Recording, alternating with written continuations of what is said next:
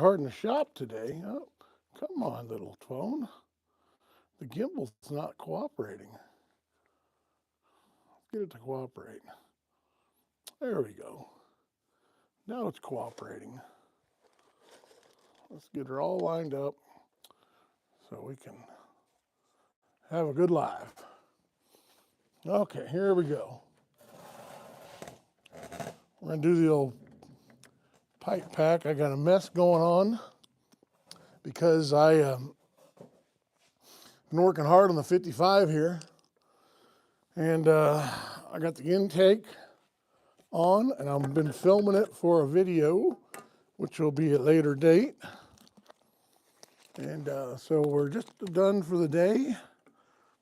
I'm gonna wrap it up and finish it up, and hopefully have her running the next day or two. That's the plan, anyways. That is the plan. So make sure my audio is good. If everybody hears me out there, give me an old thumbs up or a tappy tap. Or what up, Jimmy? What's up, Rob? So I've been working on the 55 most of the day, and I got the intake on. I failed miserably. You know what? I'm usually really good at pulling the distributor and marking it and dropping them right back in the same spot. And I bragged about it on the video about how I just don't fail at this. And I went to put it in, and it failed miserably on camera. So I had to eat some crow, and I had to put it on top dead center, find number one, line the distributor up, hold it down, turn it with the little, what do they call that thing? Prime thing.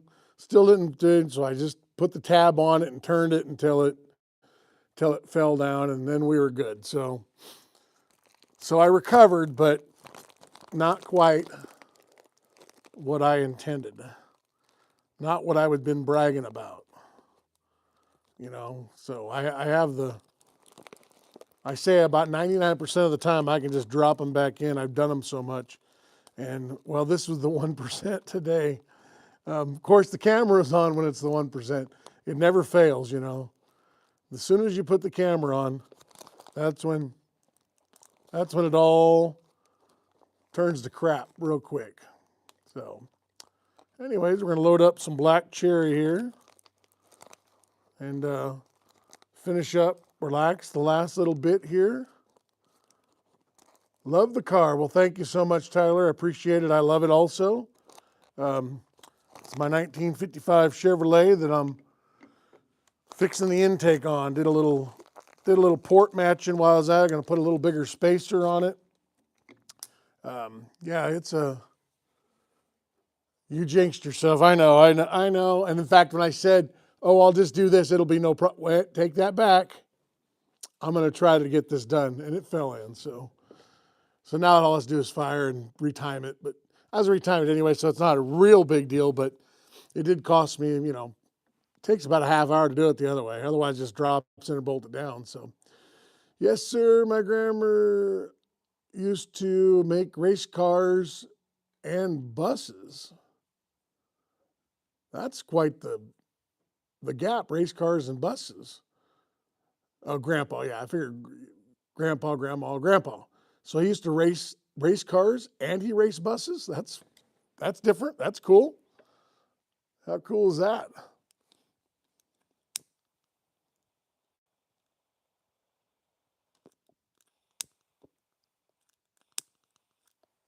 So last time I did a pipe here, I had an issue with the microphone. So I believe the microphones are working now. It was when I took a puff of it, it was cutting out, but I charged my phone while I listened to XM radio today out here working. So hopefully it's all good. Let's see, he'd make them for other people. Oh, okay, so he built them. That's cool. Baseballer. My dad has a 69 Dodge, or is it? I've been concentrating looking at that intake today and all the valve covers and stuff. I can't hardly focus in on it. What does it say? 69 Dodge. All right. I should get glasses, huh? Has a 69 Dodge. What else does it say there? Let's go back to it. Let's say okay. My dad has a 69 Dodge Charger and a Mack truck. Well, that's pretty cool. Both those are top of the line.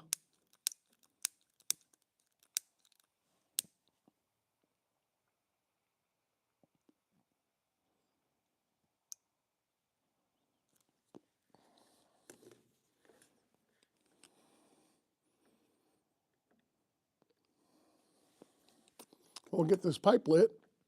Any other comments while we're lighting the pipe?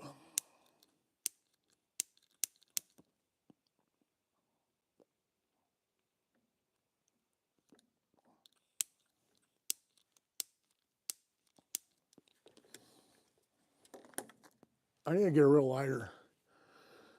Are you working on the car? I am working on the car. I'm just finishing up some modifications I did to it.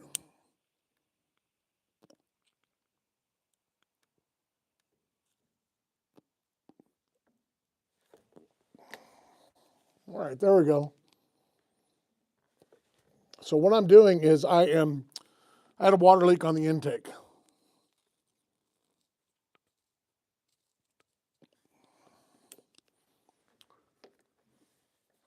So I had a water leak on the intake, and while I had it apart, I did some work on the intake a little bit. I'm going to run a 1-inch spacer versus the 2. I did some painting on it. Hold on now. Here, I'll just show you. How about that? The pipe can wait. And I'm portable today, so why not? Let's see here. So if I flip her around, maybe I can flip her around. There we go. So yeah, that's what I did to it today. You know, I got the intake on, got the distributor lined up, got to work on the wires a little bit. And I just got to take the valve cover back off, put the gaskets on. I just had it for reference. And yeah, so there we go. So I painted that intake. I polished the Performer RPM, the Edelbrock portion of it. I repainted the block today. So I taped all that off, blocked that out. So it's all black. I'm going to finish polishing the head. That's one reason the valve cover's got to come off. So I'll get those all shined up tomorrow. I got to pull that pulley off because over here I got some CVF stuff, which I'm going to do a whole video on this electric water pump CVF, the mid-mount brackets. So it's a whole box full of stuff, but there's the 1-inch spacer, the Holley XP that's going back on it. I also did the air cleaner lid, painted it, and then polished all the ribs, which you can kind of see here. This gives you a better look at it. I got them all polished. They look good. Watch out, knocking buckets over. So yeah, there we go. Turned out pretty well. I like it. So that is what we are doing right now. So, but I'm done for the day. It's time to do a little live real fast. And let me turn this thing around, see if I can get this thing working again.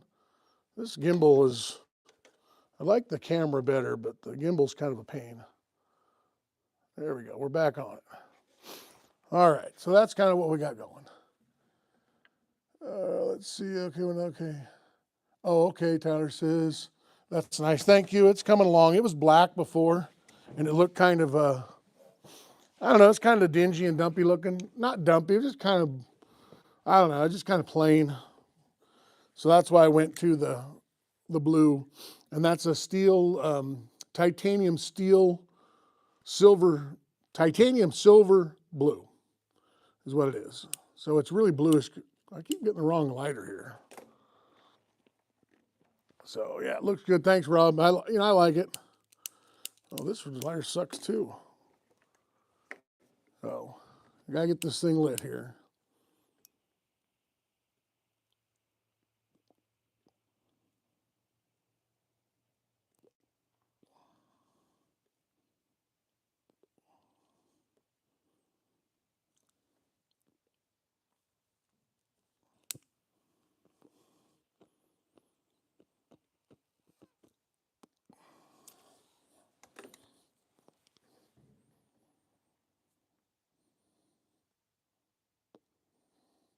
It's always fun to work on cars. It is, I enjoy it. I'm retired and I work on my garage here and just do my thing. Let me turn it a little bit, get that light out of there. There we go. So yeah, I enjoy it.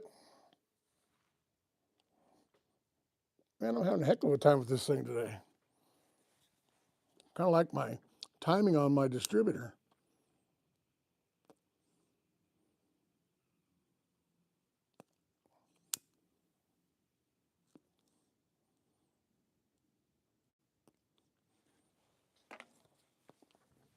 It's pretty good being retired. They pay you to stay home, you know, but I had to put 30 years into a place I didn't really care for. It was okay, but it wasn't something I would want to do again. But it paid well. That's the good thing.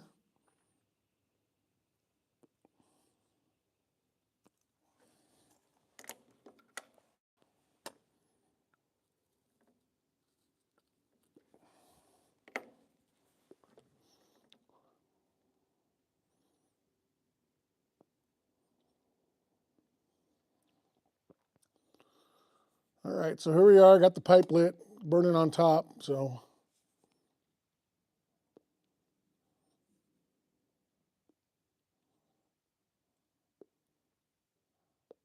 sounds like it's microphones are working a lot better than last time. But yeah, Tyler, retirement's good. It pays. Stay home. But I had to do a lot of years to get it done, and you know, you sacrifice by paying into retirement, and then when you retire, it's all good. I take it you're not retired.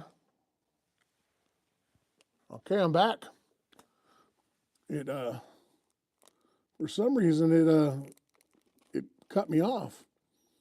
I was like gone, but I'm back. Here we are. We're back. Can everybody hear me now?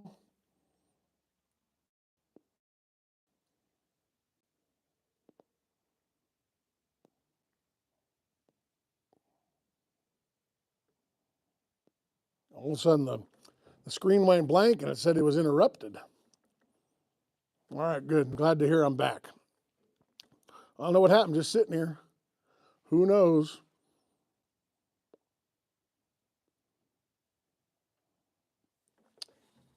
There we go. Biz quick. Yo, what up, my man? Just sitting here having a pipe and going live. Been working on the car, and I got a mess in front of me. I got a bucket of bolts, and I got stuff everywhere. I have tunes in here. I don't play them because it violates my YouTube thing. So, but I actually have XM radio I listen to in here. When I'm not filming, I got to turn it off. But I guess they get real mad when I don't understand it. But so I just turn it off.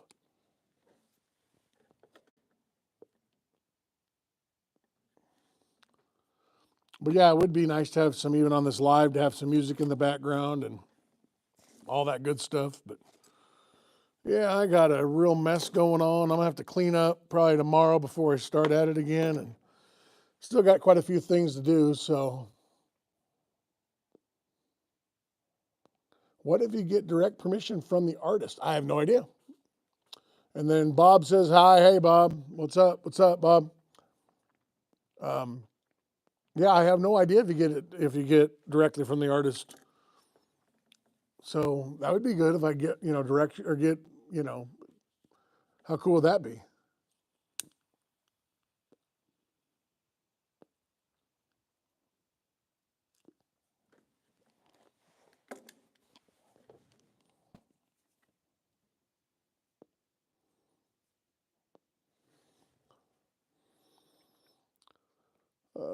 Davis Street gives you direct permission, my man.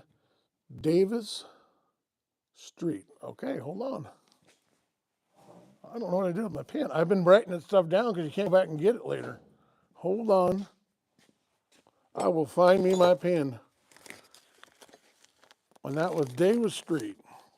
I got a highlighter to work.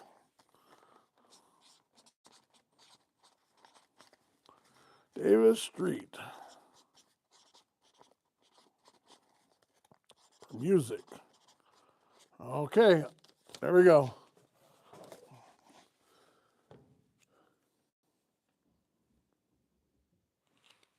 And said, much love, gotta go, Tyler. Hey, Tyler, we'll see you later.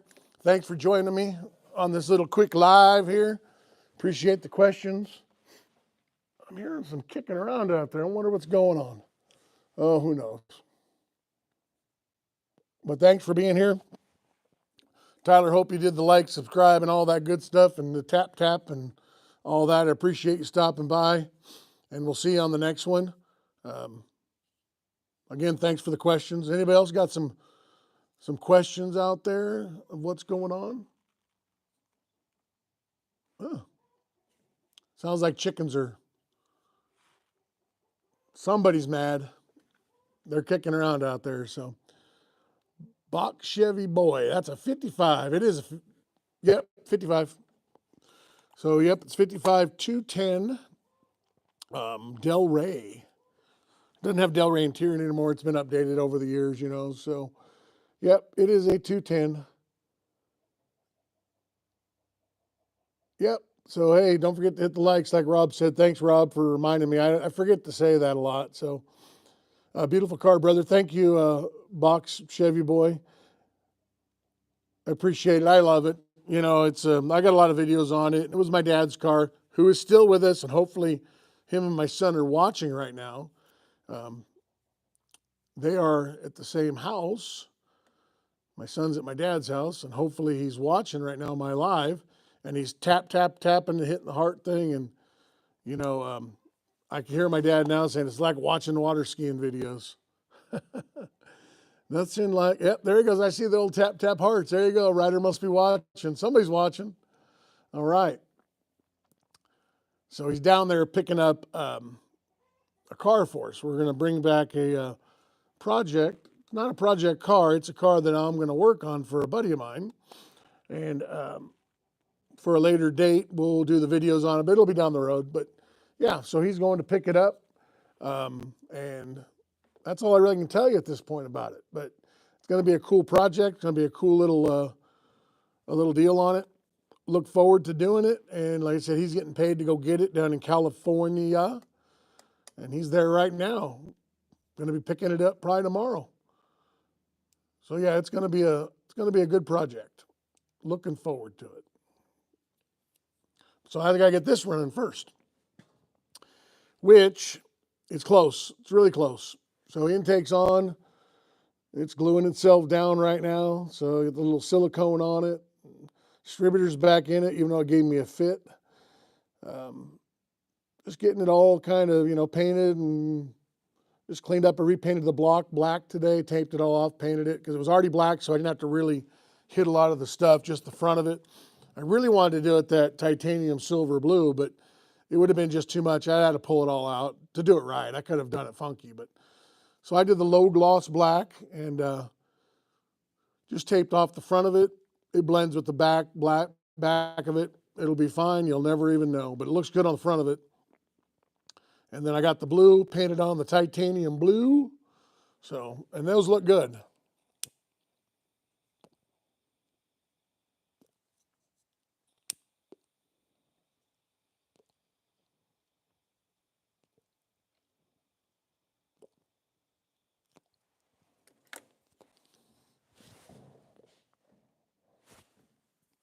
Thanks for hitting the hearts. I appreciate that.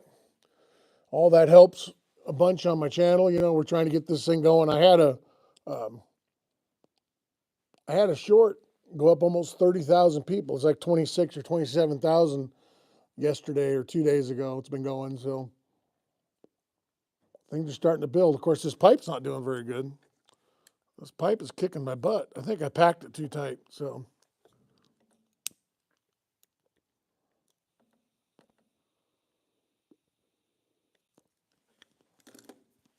And as for the Fisher body, I got that in the Back there, I got the Pontiac Safari that come out of the Fisher body plant.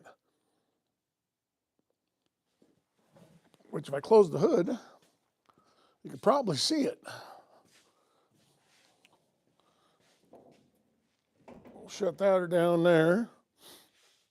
Turn that away. Yeah, you can see it right there. There's the Safari.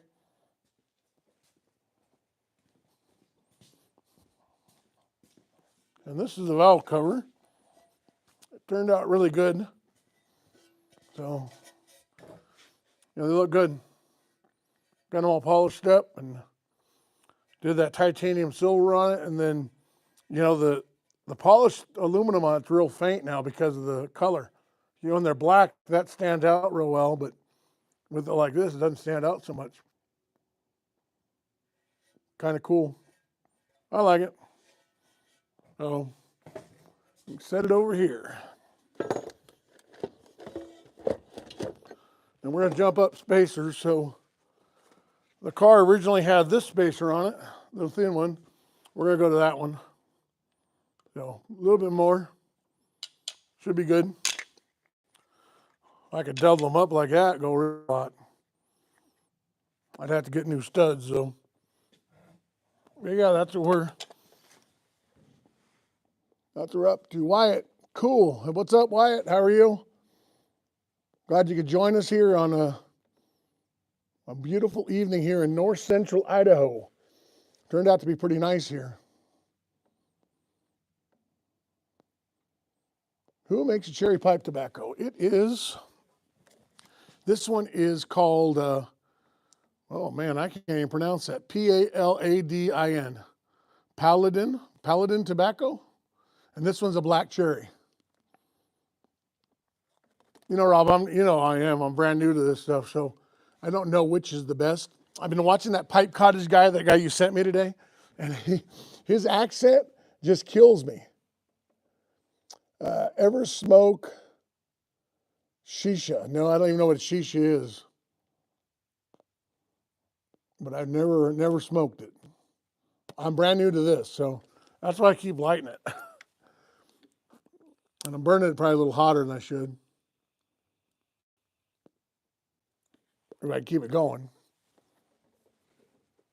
Oh, Egyptian tobacco. That's cool. Has lots of flavor. Okay. Yeah, like I said, I'm new to this. I don't know what to buy or where to go. And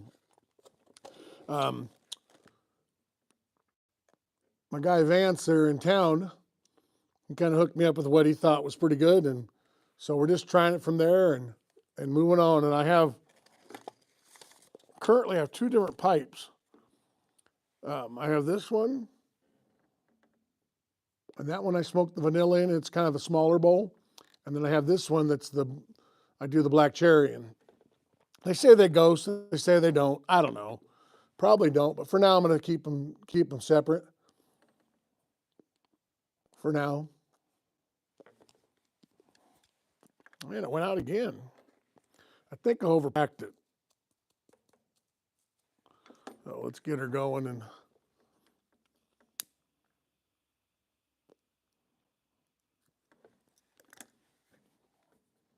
there it goes. So off to the races. And that's what we're doing with this car. We're trying to give it a little bit more top end. That's why I'm going to see if I can get a little more out of it with that spacer. So, versus that little one. And that's phenolic. It's a plastic one. This one's made by Edelbrock. They have different kinds. This one's been ported before. I have another one over there I'm going to use. I have two of them. I'm not going to use this one. It doesn't match the intake like that one does. And I don't remember where I got it or what I had. I mean, I've had tons of them, so who knows? Who knows where they went? So make sure if you guys are watching here, you do that old tap on the screen. It sure helps me out. But yeah, Rob, that guy, that Pipe Cottage guy, you know, if you guys are watching right now, don't go now. But after we're done here, make sure you go check him out. He's a red-haired guy with a big red beard, and he looks like he's English. And when he talks, he is as Southern as they get. And he is really, really, really fun to watch. And he's very, very well educated. He's a pretty smart guy. And so I had to do the pipe to raise my IQ to 10 more points to break 100. So I broke it by 1. Let's see. They make electric pipes that have a chamber. You pack and click the button on top to light it. No lighter needed. Oh, that's cool. Rob, isn't his accent hilarious? He's like, as soon as he started, the first time I saw him, I'm like, is that guy, he's got to be faking it. It's like, then you listen to him talk, he's not. It's how he talks. And it's freaking awesome. It is really, really cool. Yeah, he's fun to watch, that's for sure. I think he's like a history major or something. I mean, he's a real sharp guy. I've listened to him quite a bit.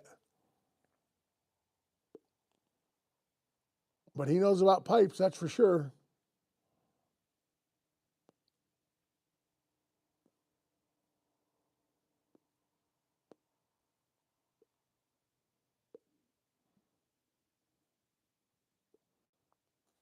I was surprised too, Rob. The minute he opened his mouth, I'm like, did I hear that guy correct? Because he's got a skill there. He's got a thing. It's pretty cool. I really enjoy it.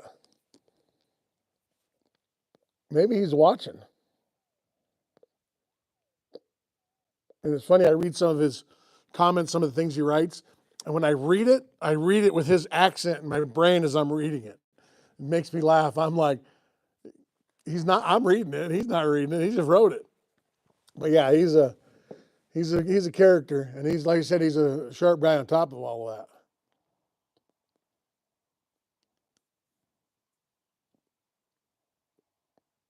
I'd like to talk to him and find out what I'm doing wrong with the pipes or what I need to do to make it right and all that. Because he has a lot of knowledge, so.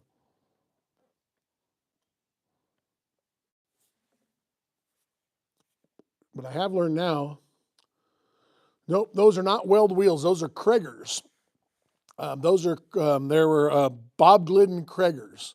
So Bob Glidden sponsored a wheel back in I would say probably the early 90s, those come out. This car was built in 84. And so it has a lot of billet type stuff, because that stuff was popular. But it has the Kraegers on it. They look like the welds. They got a little bigger window, but most people think they're weld. They're not. They got Kraeger emblems and everything on it. Say Kraeger on them. And like I said, they are a Bob Glidden, but they're coming off. I'm keeping them. When I go drag racing, I'm going to put them back on because it's got a Mickey Thompson Street Slick on it. They're lightweight. They're good wheels for that stuff, but they're a little dated. So I'm going to put a steel wheel on it with a cap. So it's a white steel wheel. I got them laying over here. That's after I get the car running. Let's see. Tomorrow I'm going to finish up the valve covers and get the spacers on and get the vacuum hoses on. And then I got to clean up the water passages because when I spray paint that. So a little trick if you're out there and you want to do some painting and stuff, leave the gaskets on because you don't have to mask it. It works pretty good. And so, yeah, so I'm going to have to clean that up. And then I'm going to do that CVF mid-mount alternator bracket and the water pump. I'm going to rerun some of the wires because it's going to be different. So I have to change some of that. So hopefully the next day or two. So let's see. Well, put that in your pipe and smoke it. Howdy, Jimmy. Luke Duke Outdoors. That's cool, Luke Duke. Well, I got it smoking, so of course it went out again because I've been too much talking. There it goes.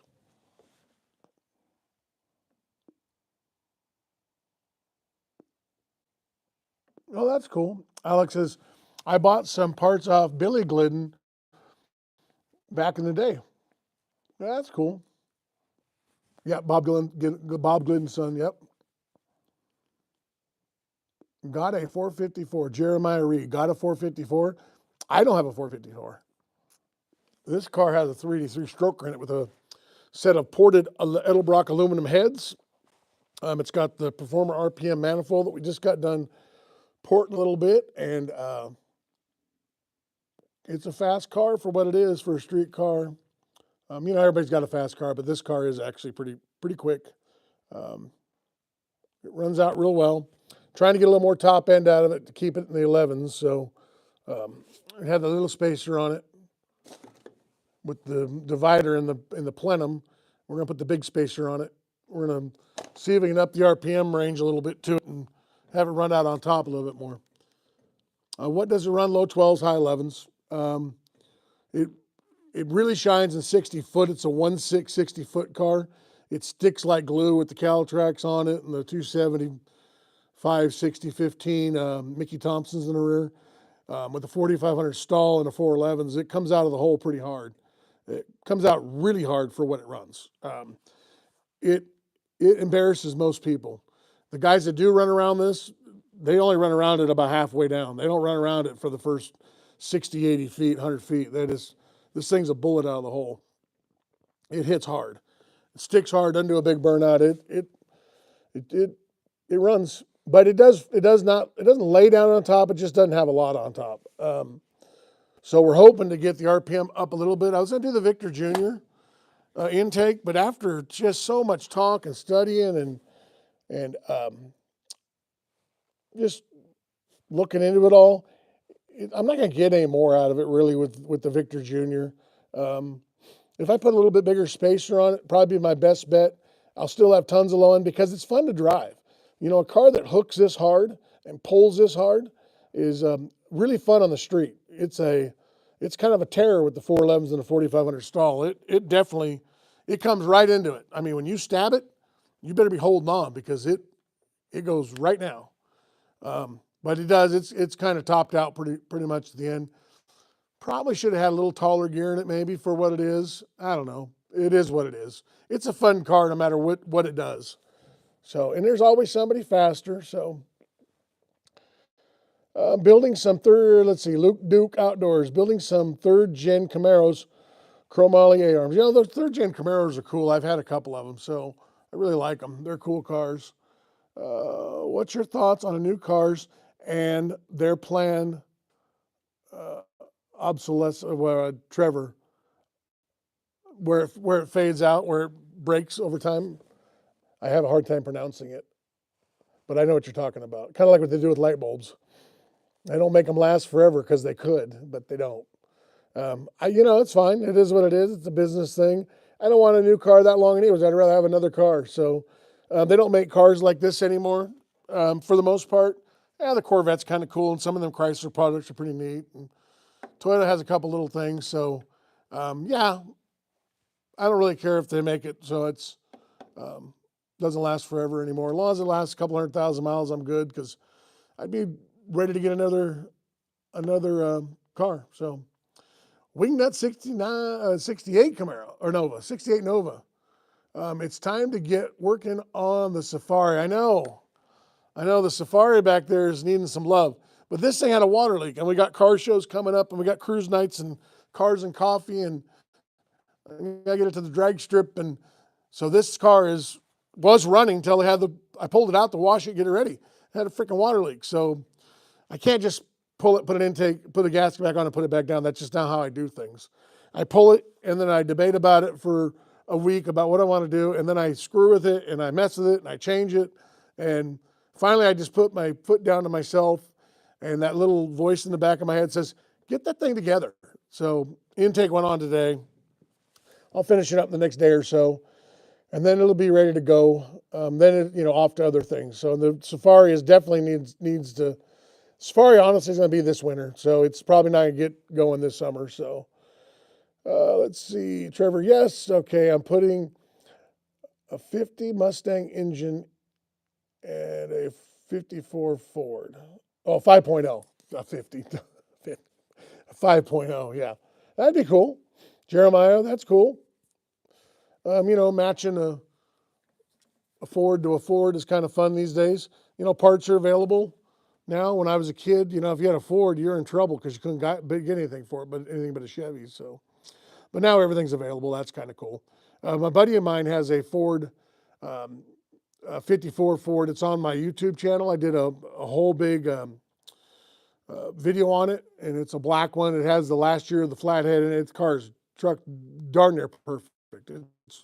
It's super nice. In fact, he said he would probably sell it if the right guy wanted to buy it. So I've always liked the dual planes. I was taught back in the early 80s that they perform better on the street. I think they perform almost better across the board.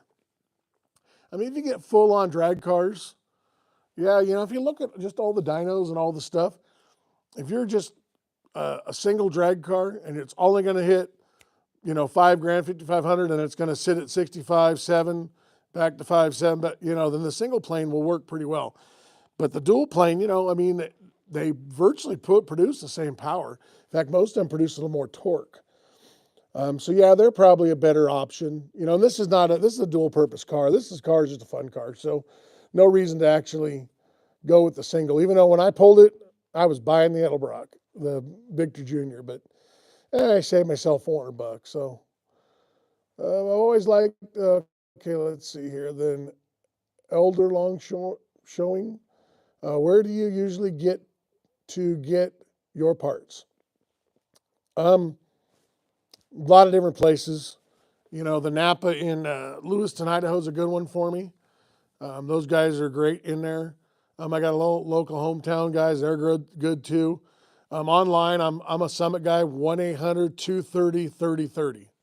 There you go. That kind of tells you where I buy my stuff. I lived near Reno there for a long time, and Summit was in Reno, so well, that's weird. Got a broken washer. Anyways, yeah, so Summit was good. I still like Summit. Believe it or not, get some stuff off Amazon. Just depends what it is. Felpro gaskets are usually cheaper on there. I live in a kind of a remote area, so I have to get a lot of stuff delivered. I went to eBay and got that CVF, the CVF mid-mount serpentine belt alternator and the water pump. And I called them direct, and he sent me right to eBay to buy it. And you want to talk about a class act company? That CVF and all their billet stuff and they have it in black, they have it in billet polished, they have everything. So if you're in the market for any kind of bracketry or anything like that, they have a whole sort of stuff. Go to CVF. They have nice stuff, and they're way competitive priced. In fact, I think they're on the less expensive end, to be honest with you. And yeah, I'm going to do a video on that. So that's what we're going to do tomorrow. I'm going to shoot a video on the CVF stuff. I'll have their shirt and all their stuff on when I do it. But yeah, I got the stuff sitting over in the box, and that's why I want to get it all cleaned up, looking good, ready to go, and then it'll look great, putting that stuff on. So yeah, and I got to debate whether I'm going to do the chrome alternator or a black one on this, because it's a mid mount, so it's pretty low, and the block itself is black, so it might look good with the black, but I like chrome. So I don't know. And I have the chrome one sitting right here. So we'll see. Time will tell. I'll probably debate about it and change my mind 15 times before I do it. And then I might put it on and switch it again too. So who knows?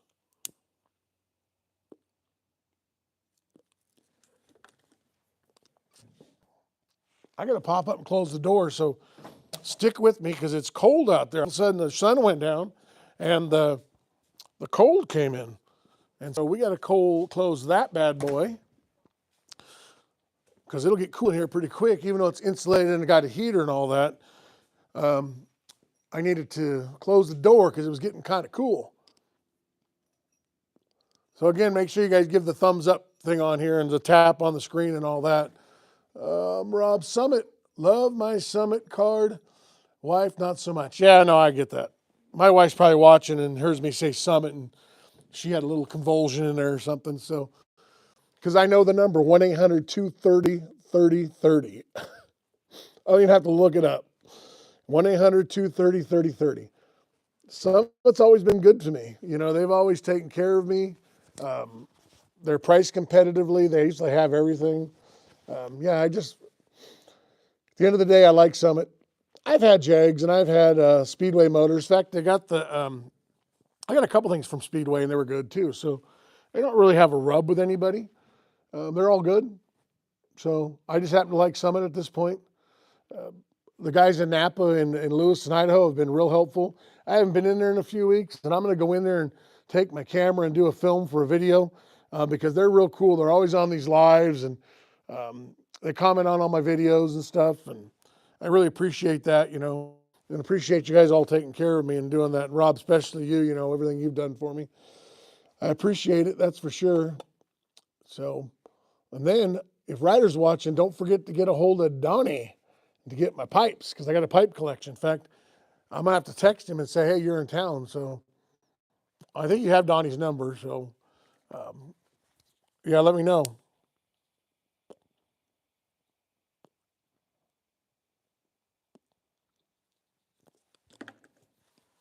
Yeah, Rob. This thing is kicking my butt tonight. It is definitely not cooperating. I need to work on it a little bit. Got a bunch of ash on here. And so I think it was my packing ability.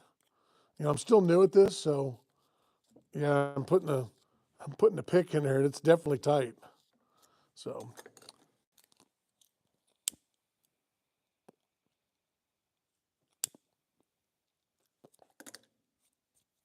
all right, there we go. Now we got smoke.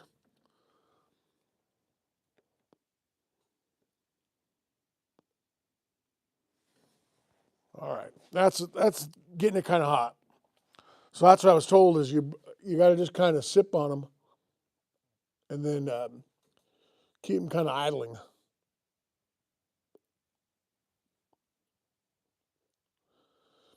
Video on your manifold going to drop soon. It is. So I have the epic fail on dropping the distributor in. I'm going to finish it up tomorrow, the video. I got a lot of footage today. So I'll finish it up tomorrow. What's tomorrow? Thursday. I'll probably drop it Friday. And it'll be, then I got to get on that CVF pulleys tomorrow. But I have to have this thing all cleaned up, and I want to put their shirts on since I have their shirts and all their stuff. And I want to show support of them. Been on the phone with them a few times, and they kind of took care of me to do this video for that. So I bought the pulleys and stuff, but they got me shirts and things like that. So they got me some cool stickers. And where'd the stickers go? The stickers are they're over here. So yeah, I got stickers and all that. So yeah, that's the plan.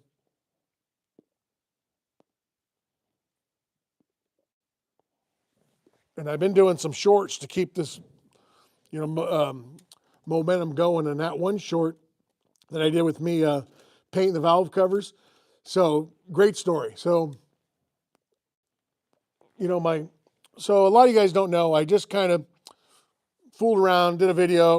It went really well. And I thought, oh, I can do this just on the side. I'm always in the garage. Why not fire up a camera? So I bought a camera at your local Costco, which is all charged up here. So went and bought a little camera, and I have my iPhone, bought some microphones, and started filming. And some of my videos did really well at the beginning. And so I was monetized in 90 days. And so what happened was when I started, I went, I wonder if I can get monetized. I wonder if I can get paid to do this. And so I scrambled and did it as hard as I could. In fact, there was a bunch of guys that are on my lives usually here when I was trying to get to the 1,000 subscribers. I already had the watch hours because I had some videos take off and do pretty well. And I try to interact with all of my guys that are on here, guys and girls. And so, yeah, my watch hours are way up. And I hit the 1,000. I did it under 90 days, and man, that's kind of where I stopped. I didn't stop. It just kind of slowed down. I thought once I got monetized, it would really take off. I thought, oh, it'll just rocket. It didn't. It just kind of, it's still going pretty good. Don't get me wrong. It still does fine. But I have this, because you don't tell you. You don't know what you're doing on this thing. You just kind of do it by, kind of like smoking this pipe. I said, I'm going to try doing the pipe because my wife had some from her dad. And I said, let's smoke them, And that's how I got stumbled into it. But so I got monetized. And I thought, wow, that thing, once you're monetized, they're really going to take off. And like I said, it's still going about the same pace it was, which is good, which is really good. And I'm real thankful for that. And I'm really happy the way it's gone. But I need to keep the momentum going and keep the videos coming, because what I'll tend to do is I'll come out here in the shop, we'll do yard work or go to town or wherever we do. And I'll drift out here and I'll start working on stuff. And so I'm in here working on stuff a couple days ago, and Tori walks in, my bride walks in and says, hey, why aren't you filming? Just put the camera up, dummy. What are you doing? So I was painting the valve cover, and I'm like, well, get my phone real quick then. And she catches me putting the last coat on, because I already painted the air cleaner, the valve covers, got them all cleaned up, got them buffed before. And so, and I'll go through that in a minute, what I did with them. So she was right.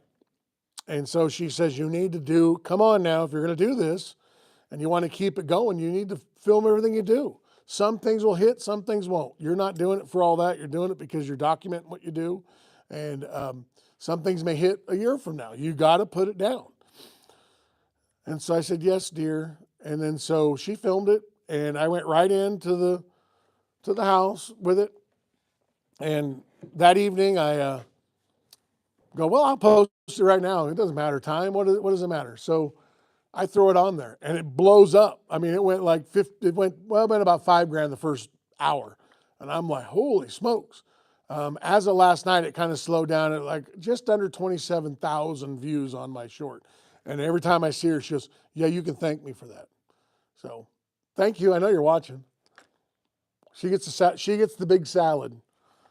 So I don't know if you guys watch Seinfeld, when old, the bald dude, whatever his name, not Jerry, but George buys a salad, and Elaine comes in with this big salad, and she just wanted a small salad. The person that ordered it said, hey, can you guys get me a small salad while you're there? Okay. And George says, no, we're going to get her the big salad.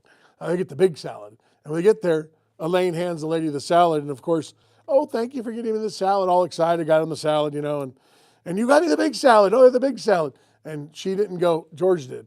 She didn't do that. She went, oh, you're welcome, And he got mad because he didn't get credit for getting the big salad. So that's kind of the joke we always say. When somebody doesn't get the credit they should get, you always say, you got the big salad. It's an old Seinfeld thing. But on the valve cover, oops, what I did, oh, that knee is killing me. So these were black. They were black as black can be. They were black like this, and they're powder coated, so they're all kind of textured. And then, so what I did is I took, let me put this down. So what you do is, when you're going to paint them, you come back and you buff this thing real good, so it's real nice and shiny, like it is now. See how shiny it is and smooth? And paint doesn't want to stick to it very well. And so you can tape them off, but then you don't get the sides, in the cracks and all the stuff. And to tape all this intricate, to do it, would take a week. So what you do is you paint it, get it all cleaned up, brake clean, dry it up, get all the oils out of it. Paint it with your engine paint. I get it warm. So I fired up the wood stove here, or the pellet stove here, and I put it on there, and I got these things so hot you can barely touch them. Got them nice and hot, and when you spray when they're hot, that paint adheres to it like no business. The only problem is it also adheres to these letters pretty well too. So got them painted up, and then you come back and you just take you try to get as much as you can off with like little razor blades, and then on the corners, what you do on the corner here, I don't want to do it too much because it's all done. Take a quarter and go right before you start any sanding on it. You go right along it and you just drag it along this like this. You just go whoop, And that sharp edge with this quarter will peel that paint edge. And what it does, it allows that, when you come back and try to scrape it off, it allows it to kind of peel up. And you just draw all the letters with it, with the quarter. Works good. And then I started at 220, I think is what it was. Yeah. So 220, and you just come along, you just do, and then you go to whatever my next one was, and worked all the way up to 2,000. And then after the 2,000, I took a drill, which is not, I don't know where my bit is, but I have a little puff ball thing that buffs chrome pieces. And I just took it with a drill and just buffed over here. Get these at your local Harbor Freight. The little cloth, they're great for buffing things like the head, anything's aluminum. And then I just took and buffed it. I did it raw, because once you get it that shined, I could take some stuff and probably get it over the top. I don't care that much about it. It looks good under the hood. It's nice and shiny and done. And then I did it on all the valve covers and all the stuff. So turned out good. I like it. Like it a lot. But that's how you do it. And then, like I said, you just take the sanding block, and that's a wet sand 2000. And then you just go right across it. It buffs it up pretty good with this stuff right here.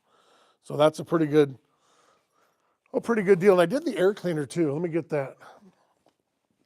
So the air cleaner was also black. I bought it off eBay because I had a complete air cleaner with the lid, and I didn't like the way the lid looked. I like the way it flows, and it'll be there for the drag strip, and I can just swap it on and off. Real simple. Put the wheels on it, swap that on there. But I did the lid also. And again, look how shiny it turned out. You can't really tell because this paint, let's see, not now, whatever's on there. So this paint is silver. It's a silver titanium blue. Yeah, so my dad's sending me text messages. He's apparently not watching my live because it's popping up. But yeah, so I did the silver blue. I did the same thing on here, and I buffed it up, with the wheel, because it spins, whoop, and then it looks good. It matches the valve cover. Pretty happy with it, to say the very least. It's kind of I don't want to say it's half-assed done, but it's done in the car. I didn't care for the black. I was going to do the black and silver, all of it, and just leave it. But the black was kind of old-fashioned, a little bit, kind of died a little bit in there. This blue with that car kind of pops a little bit. If I don't like it, I can switch it out. I can put chrome valve covers on it. I can do whatever. So it's just fun to do it, and it was great for the YouTube videos and the projects and all that, to show you how to do all that stuff. Is pretty cool. Let's see, Rob. Match my donation of $5 to Save Jimmy James Back and Knees campaign to get the poor feller a lift. You saw me limp when I got up. So I need a full replacement. I got a bad knee, really bad. And I got to get it replaced at some point. But it's bad. And when I'm out here working for a little while, I got to sit down, and it's tough. It's really tough. But the thing with a lift is it would be right there. This car would be up on a lift, and whoever ends up sponsoring it, because I'm putting my proceeds. That's the other thing I'd add, is all my proceeds from these videos that I'm doing are going to go to it also.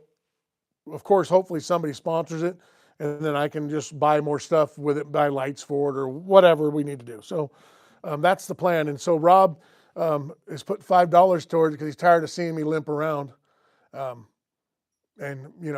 go owie, owie, ooh, ow. And it is what it is. Just that getting old thing, we have everything happen to us when we get old. I had the gout last 2 weeks. I'm finally able to walk around. That sticks with you for a while. And they say the gout is enhanced by having a bad joint. They say with that bad knee, that makes it worse. That's why I get it all the time. So yeah, it's double duty. It's great. It's awesome. But nobody wants to care about my ailments. We all have issues. We all have ailments. It is what it is. So, but yes, thank you, Rob, for doing that. And then, yeah, anybody wants to do that and wants to hit that little thing up there, it goes right to it. So, yeah, they just have to hit that. I don't know. They did. Somebody did it the other day from France. It was France. Yeah, it was France. And that guy gave $26, $26.81 or something like that.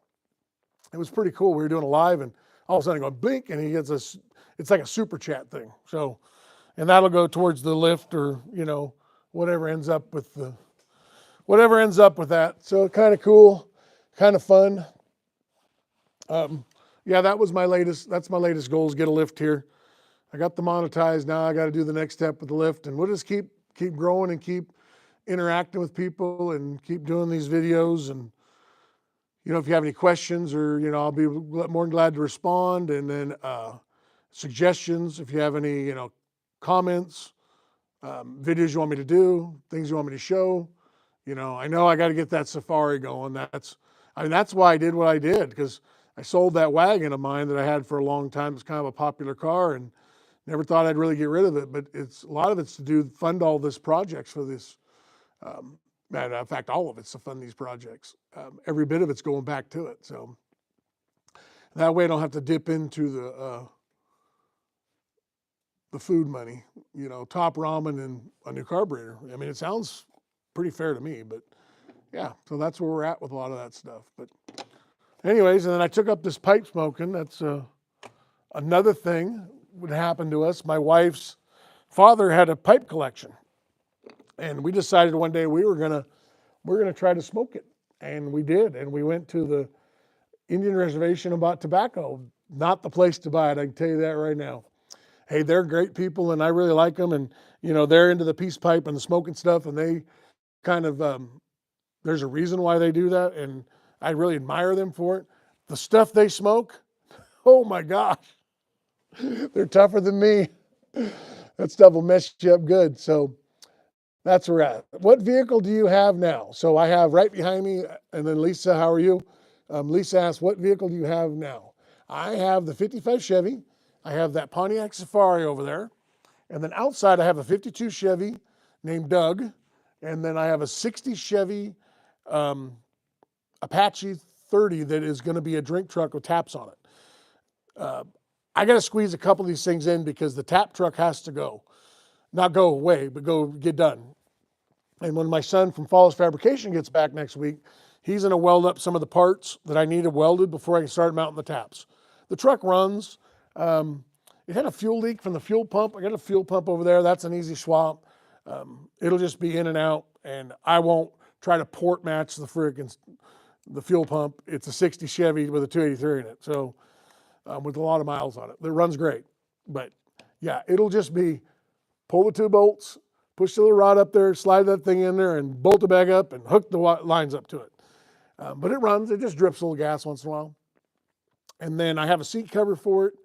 The seat's kind of tore up a little bit. It has some rips on it. So I bought one of those saddle blanket seat covers that really fit the motif.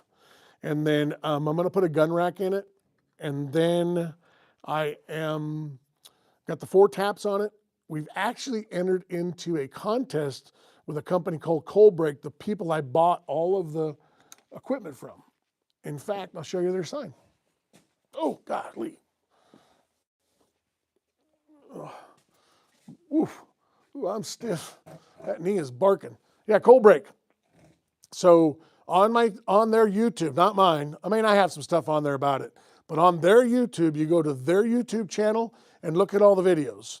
And I'm going to tell you right now, the best one is mine. No, there are a lot of good ones on there. So yeah, like the ones you like. If you like somebody else's, yeah, it is what it is. So I would like to win that. It's a 10-tap, world's largest jockey box. And it would really open up a lot of avenues for that truck, because we could do it off the back with the 10 in the jockey box versus the jumper box. We could put it out in front of us. We could do it on both sides. It's endless possibilities with that if we win it. If we don't, we still got 4, and maybe we'll buy a jumper box down the road. But that's what we're doing. So we have that drink truck that's going to go for dry hires, and then we're looking into like other events just to serve regular type drinks that don't have to be beer, because you can, we have the little keg over there. You can crack the top of it and put mixed drinks in it. And that's the other thing Cold Break has there. If you guys are looking to do mixed drinks, go to them. They show you how to do all that. And they have these small little jockey boxes that are well, those are up there. But the old Coleman drink tubs that, the little water. And he's got the right amount of, 50 foot of coil per drink. And he's got it down to a science where it doesn't blow up on you and foam everything and just cause a bunch of problems. It's really good. It says lost connection. Am I back? So let me know if I'm back. Because I noticed all my watchers dropped off. So I must have went out. Cold break knocked them out. They all went to go to cold break to vote. So if I'm still there, let me know. So it shows I'm still there here, but you know how that is. Just because it says it's here. Okay, back now. So did you lose it or did I lose? I wonder, because I went from, I had probably 40 plus people on there and then it went down to 3. So I wonder if it kicked everybody off. Kind of a bummer. Yep, we're back up to 20 now, so it's climbing back up. So for some reason it kicked off. Sorry about that. I don't know why. Because I never lost it here. That's happened twice tonight. So just stick with us on it, and we'll be back at some point when we come back. So anyways, I was talking about the cold break stuff.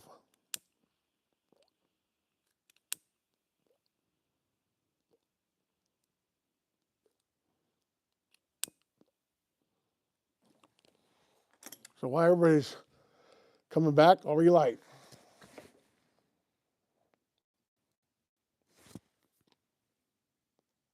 All right, we're lit. Ooh, we're lit.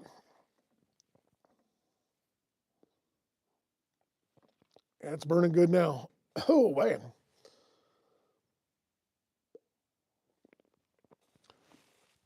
Yeah, woo. So I got it packed right now, I think, after I hit it with that, with the pick. I picked in there and kind of opened it up a little bit. So I think what it was, I was just too packed too tight, and it wasn't able to get the flame down in there or the burning, the tobacco back in there. So, does anybody out there that's watching any of this? Do any of you guys smoke tobacco and these pipes? Like I said, I started a couple of weeks ago. I smoke, I smoke one of these about 15 times. No, I only smoke it every couple of days. So usually one little bowl. Usually when I'm on a live, or I was watching a video the other day and I turned it on out here in the shop and I sat out here for an hour just watching the video and just smoking the pipe, relaxing. I had the big door open. I could watch all the pasture out there with all the animals, and pretty relaxing. So like I said, I don't know if you guys are ever tried one, but it's kind of cool. I like it. It's something I plan on doing, a couple times a week, and then in the evening, instead of hitting the food tray and the buffet, I'll just come out and smoke a pipe. You're going to keep the tap truck paint like it is. I hope you just use some patina sauce on it. So I am going to keep the paint just like it is, except I'm going to buff it up a little bit first, and then I'm going to use what I have sitting right here, patina sauce. So I won that. And then Happy Endings. And I am waiting to do the video on it. I got it here, but it's kind of, I got to get stuff done. I haven't been getting my projects done as quickly as I used to. And yeah, we're going to keep so what we're going to do with the truck is I'm going to get, so Tomcat is in Southern California, is where he's from. And then he's living, I think he's Bullhead City now, somewhere in Arizona. But he lived in Redding for a long time. And he is a phenomenal, and I mean phenomenal, pinstriper and artist. The guy is just unbelievable. And then Pete, what's up, Pete? Oh, wait, hold on. I skipped ahead. I got to get some other people here. Cooper, is that Brido? I don't know what that is. If you're talking about the pipe or the 55, I'm not sure. So explain what that is. So Pete and Leah, let's see. Just don't light up the hood. Yeah, no, we don't want to light up the hood. So, because, they say fire goes uphill. I wonder who's uphill from here. So you see what I started? So what it is my wife, my bride, her dad, he he passed away quite a long time ago, and he had a trunk full of all of his stuff and just keepsake things. And when her mom passed, my youngest son Ryder grabbed the trunk from my father-in-law and says, "Hey, can I grab this trunk?" And he's like, "Yeah, sure. It's your mom's dad, blah blah blah." Okay. So he had a bunch of pipes in there. I don't know. There's probably 7 or 8 of them. And I asked my bride. I said, "He smoke a pipe?" I didn't know. She's like, "Yeah, he smokes pipe." I'm like, "Really? That's kind of cool." So I go, "We should smoke them." And she goes, "Okay, let's do it." So I go to Winchester, the little gas station right there, and they have that little smoke section inside there. And there's 2 young kids working. And I says, "Hey, here's what we found. We found they're German pipes, and they got a bunch of etching on them, and so they're really, really cool. And you could tell use them a lot. They had a lot of teeth marks on them and stuff. And so I got them cleaned up, and I said, "Hey, I need pipe tobacco." And this kid goes, "Hey, you want this bag right here?" And I kid you not, it was like one of them big gallon bags, big things. And I've never smoked cigarettes. I've only had a few cigars in my life, never smoked weed, never done any of that stuff. None of the other substances, just not my thing. And never smoked cigarette. So I'm like brand new to all this. And like I said, I've had a few cigars, usually celebration type things. So the guy sells me the tobacco. And when he gives it to me, he goes, "It's $8. I'm like, $8? That seems kind of cheap for a big bag of tobacco. It looked like a garbage bag. And it was a regular sealed bag of tobacco. And so I said, "All right, I'll take it." And so we go on our back deck out here. Not as cool as the back deck behind us, but anyways.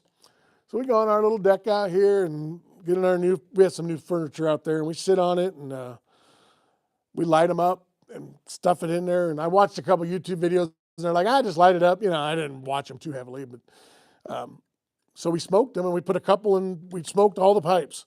And it was so rancid and so burning our tongue and just smelled like dirty cigarettes. It was really, really bad. It was really bad. And so I told my bride, I says, "I don't think I can get up right now." I almost felt like I was going to puke. I was in bad shape there for a minute. So I sat down, and so I knew that wasn't the way it had to be. So I went to that little smoke shop in Lewiston by the Dodge dealer, by the Dodge Ram Rogers down there. And there's it says alcohol and tobacco, and it looked like it was busy, and I thought, "Oh, that's got to be the place. Let's go in there." So a guy named Vance in there. I told him the story, and he's like, "Dude, I got you hooked up." And so he got me some good stuff, and he sold me a couple pipes. And he says, "You don't want to smoke the old ones, if they're memorable, just smoke them once in a while. And here's the stuff you need." And I got a jar full of different tobaccos, and he hooked me up. I smoked it the first time. I went, "Oh, this is pretty mild, and it smells good," and that's what I wanted. So, and I did it on a couple of videos, and they took off. They kind of hit on a video, so I'm like, yeah. So every time I fire up the video, I put my little thing, and we were going through. We went up to Spokane the other day with the grandson, normal medical stuff with him, and which he's like a frequent flyer. He's up there all the time, as you guys know. We drove him up there, and so on the way back, we're going through Colfax, and there's a couple secondhand, they call them antique stores, kind of junkyards, And I needed a pipe holder for her dad's, so I could put those in, and I found this one too, little pipe holder. So they just sit like on here, and it was some of the best $15 I ever spent. Come to find out, this is something out of the 40s. It's actually valuable. Who would have guessed? I didn't pay much for it, but yeah, we found this, and I found another one with a little rack on it. So it's just kind of something I took up. So I will try not to burn down the neighborhood. Let's see here. Hi, good to see you. Staying busy. Dusty, what's up? What's up? Good to see you. Glad you could join us. I've been watching your stuff, as it comes up, and glad you could come on here and watch that. And then JSHW, what car is behind you? So the one very back there is a 1956 Pontiac Safari. And this one, and it needs to be rebuilt and done, and that's what we're going to do. I got LS for it and all the stuff. I just need to get on it. Just haven't got there yet. This is a 55 Chevrolet 210 Del Rey, and it's got dealer added chrome right at the bottom there, and it's got a stroker motor in it, a 4.9-inch, and big stall speed. So, and it was my dad's car, and my dad's still alive, but it was his car. Kind of still is. So, I definitely run all the stuff through it. He probably gets tired of me calling all the time, asking him what. Why an LS? Rose T wants to know why an LS. So this car doesn't have an LS. This car has a standard 350 with a stroker kit in it. It's 383 with aluminum ported Edelbrock heads, and it had a water leak on the manifold, so I had a bad gasket. No big deal. It's a running car. So old small block. That's what I've always been about. My dad and I and my son, we put a LS in my dad's Nomad, and that kind of changed my view on the Nomad or on the LSs. They come with everything. They have the skirted blocks on them with the 6-bolt mains. They have roller cams in them. They have a great cathedral poured aluminum heads on them. They come with good compression.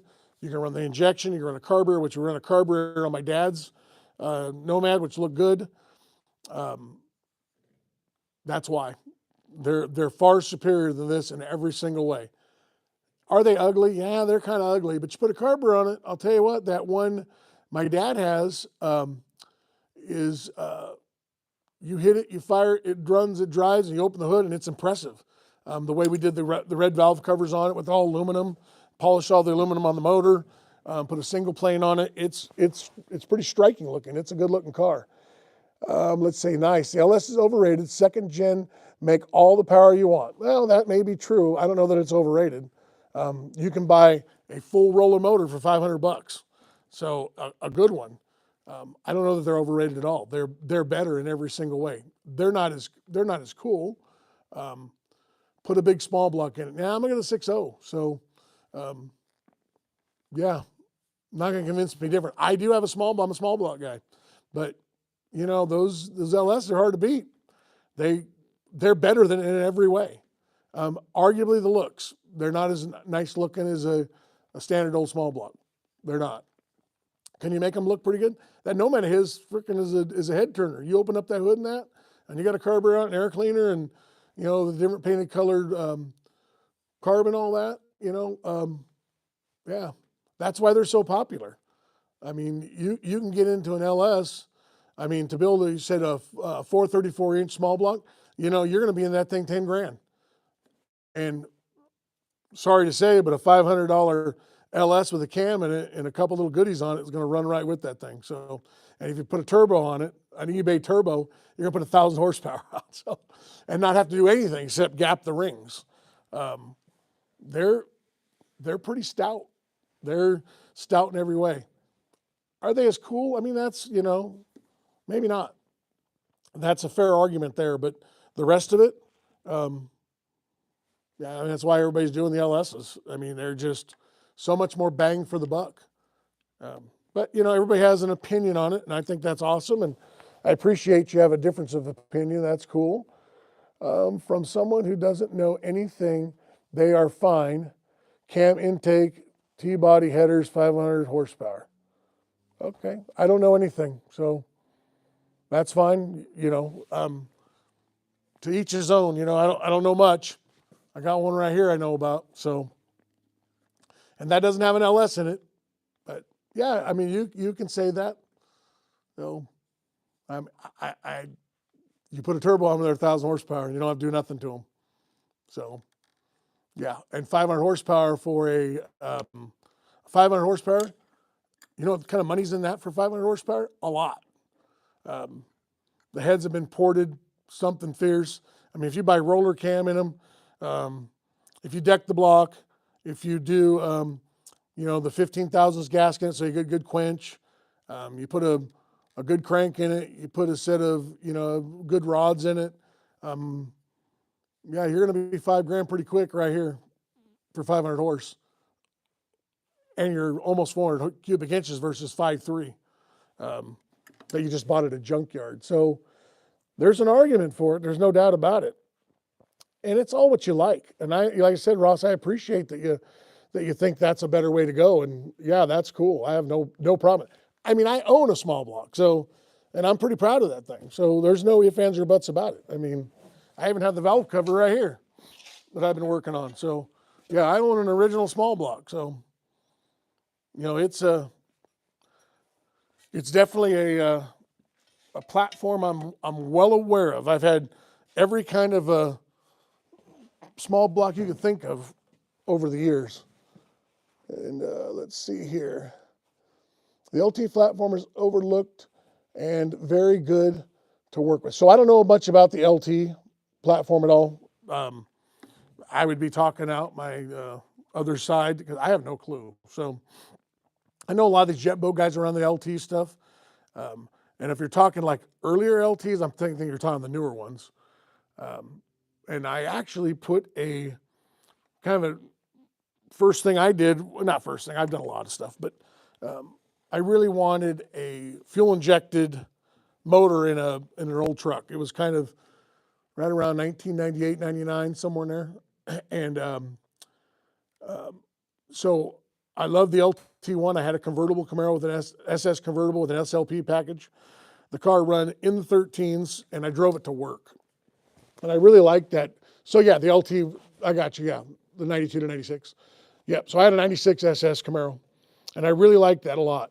I went down to a guy out of the Bay Area. I picked up a 96 LT out of a Corvette, and Detroit, what are they called? Detroit Engineering or whatever they are. They did the harness for me. I got a computer bracket out of a Suburban. I bought the Corvette computer, put it on the firewall. Really clean installation. It looked great. And that truck run good. That truck run really good. The LT1s run really good. I mean, they're a good setup. Not much to argue about it. They're kind of lost because they only made them for so long. And the heads have the reverse cooling in them and all that. That 70 Chevy truck I had, I drove it everywhere. I sold it to a guy in Alaska. He flew down, picked it up, drove it home. He then had it for about 10 years. And then he called me and said, hey, I'm going to sell my truck. I'm going to build another one, blah, blah, blah. And want to know if I was interested. I almost bought it back. And he sold it to a guy in Utah. And I haven't seen that truck as of late, but last I heard, it still had the LT1 in it that I put in 19 or 2000, about 2000 I put it in there. 99 or 2000 was all done. It run good. I've had quite a few of the LT1s with the aluminum heads on them and the reverse cooling and all that. And they respond well to little port work because the heads are a little lacking. But they're good. They're aluminum headed motor. But you can't really find parts from them. They got the OptiSpark, which I actually like the OptiSpark. I've replaced them and messed with them before, and they're in a bad spot, I guess. I don't know. They seem to work good. It's one of those folklores. People complain about the OptiSpark, and I think one of those complaints is like, it's kind of unwarranted because they work good.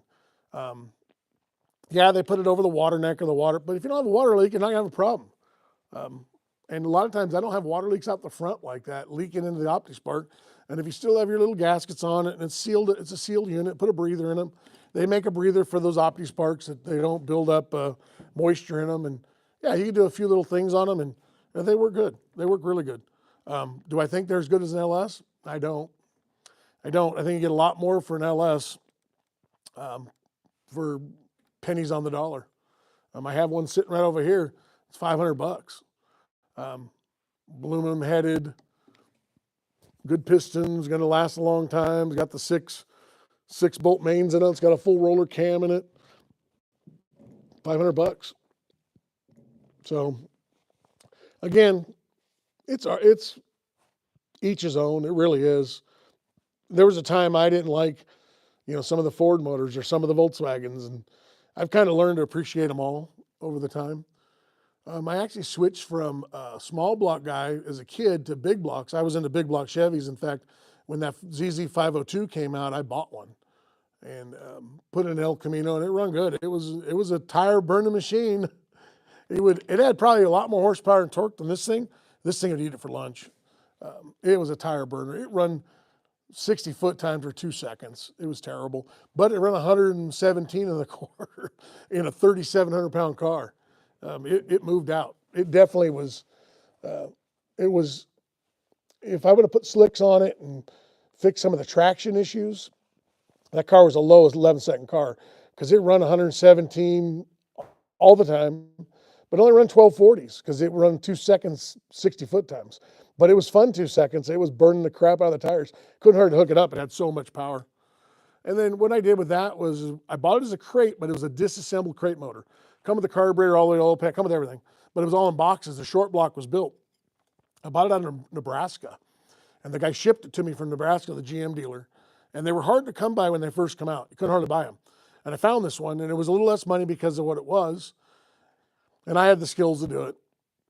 And so I got it, showed up in a crate, showed up in the driveway, and my wife called me at work and said, hey, your ZZ whatever's here. So me and my boss, he's like, hey, go home, I'll cover it. All right, so I took off, and I blueprinted the oil pump. We took some emery paper and sanded all that. The heads were off. I just cleaned up the bowls on that. What else did I do to that thing? I think that was about it. Just a little head work. I monkeyed with the oil pump a bunch, and yeah, that was it. Put it together. Oh, port matched it all. Port matched all the intake on the heads. It's been a while since, but yeah. So I spent about a week on it. Completely bolt together. They come with head bolts. They come with everything. Carburetor, spark plug wires. It was a complete deal. And bolted that thing in, and the next thing I was doing is big old smoky burnout. So they're pretty cool. And then of course they come out with the 572 and the whatever 630 something now. It's kind of, anybody's game anymore. So, but yeah, big inch, small blocks are cool. I can't bad talk them, that's for sure. They're definitely cool. Let's see. Ross T, 600 on pump gas. Yep, that's pretty good. So I don't think this thing ain't no 600 horsepower. This thing's probably about 450 probably, I'd guess. I don't know.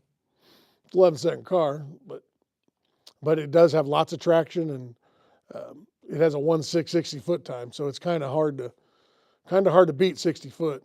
But it's low on the mile an hour. I think it's like a 110 or 12 mile an hour.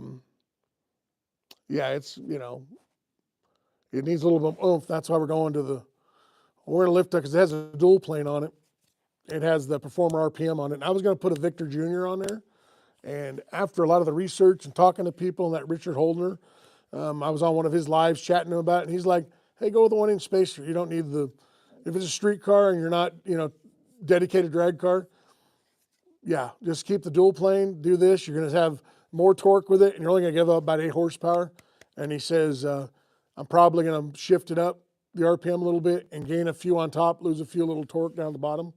But with the 4500 stall, it goes.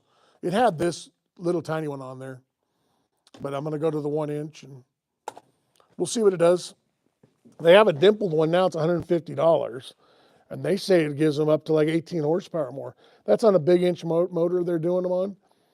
The company says I'd probably see a solid 8 to 10 horsepower just with the 4. They sell a 4-hole with dimples in it, and then they would say notch the manifold down, or they have another one that has dimples in it, but it's this tall, but it has a dip in it for the dimple, so it goes face down, a 4-hole with a dimple, and it crosses over. So you can do either one, and they're talking about 8 horsepower truly on a 383. I can't believe you get 8 horsepower more over that spacer. So they're not talking over no spacers, they're talking over just a 1-inch spacer. Interesting stuff. I mean, I don't know dyno, so I mean that's all just talk to me.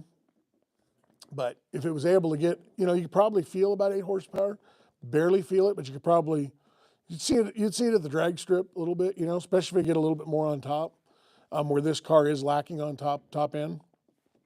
I don't want to say it's lacking. It's just not blazing on top like it does down low. But tons of torque out of this thing.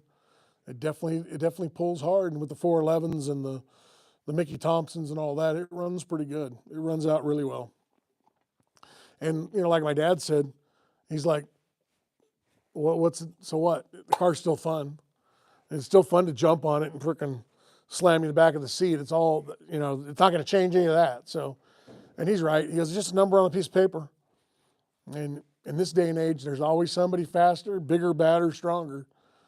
You know, it's just the thing that it is. So just kind of go out there and enjoy yourself and have a good time. But that car in the back right there, that Pontiac Safari, is going to get a 6.0 LQ4 LS motor in it with the 4L80E overdrive. That's what we're going to do with that. I don't know if I'm going to put a turbo on it yet or not. Probably gonna. It's going to be an air-conditioned car, more of a long tripper type car. So I'm not going to do too much in it. I'll probably put a camshaft in it of some sort, but nothing real radical. My bride doesn't want it. She's tired of the super loud cars because this thing will wake the dead. You know, with the cutouts, it has electric cutouts and still has only 2-chamber Flowmasters. So even when there are closed, it's pretty loud. So I'm going to keep that more of a driver. I probably am going to do the carburetor though over the injection. I like carburetors and they're easy to deal with. The injection's fine, and I have a laptop and, you know, I can screw with it, but just putting a good carburetor on it. Plus it's a Pontiac, so I want to paint it the silver blue, and then I'm going to put a single plane on it, and I'm going to put the Pontiac valve covers over the coils. So when you open the hood on it, it's going to look Pontiac-ish, but it'll be a carbureted LS. That's the plan for that. Like I said, it could get a turbo, but I'm kind of leaning against it. I don't know that I need it. If I need to do that, I'll do something with this car. You know, that would be the plan. And then Ross, you never said what kind of car you have or what you got, what you have.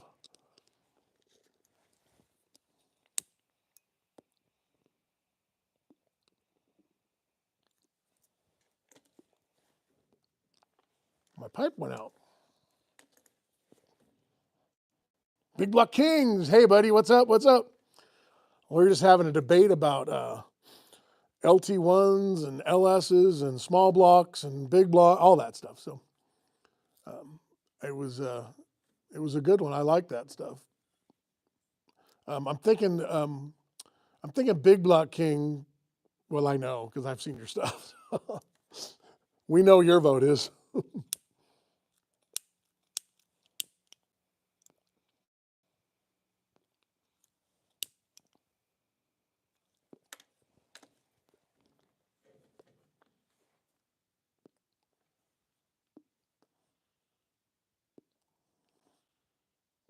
All right, so we're lit again.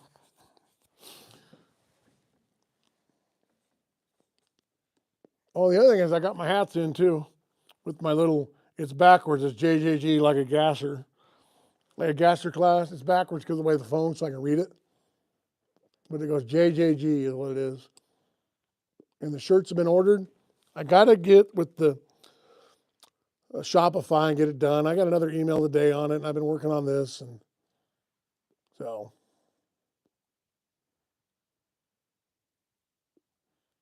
well, there you go. Man, I'd be happy to sit and smoke with you and talk cars. I got chairs. So, I even got more tobacco. So, anytime the door's open. And I said, my man. So, you know, sitting around here and been working all day, finishing up pipe, figured I'd turn on a live and talk cars. Old Ross T was in here talking about small blocks, which I absolutely love, especially when they debate about them. That's fun. I love that because I don't take any of that stuff personal, and I enjoy all that. So, excuse me. I'm having a nightcap myself on the porch. Hey, that's what I'm talking about. And Big Block Kings. Yes, sir. Love my big blocks. I used to smoke a pipe in my younger days, but it wasn't tobacco. So my guess would be a 420 pipe. So Vance, the guy that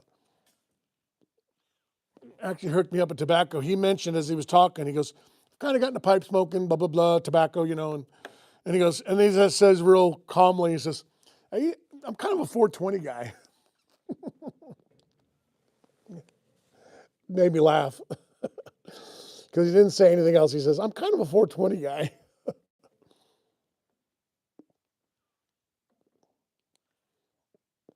So I just started smoking the pipe, come from my father-in-law who passed away years ago. He had some pipes and we tried them and I just thought they're cool. So I got a couple and um, yeah, no more, no less. Just kind of figure every couple of days I'd,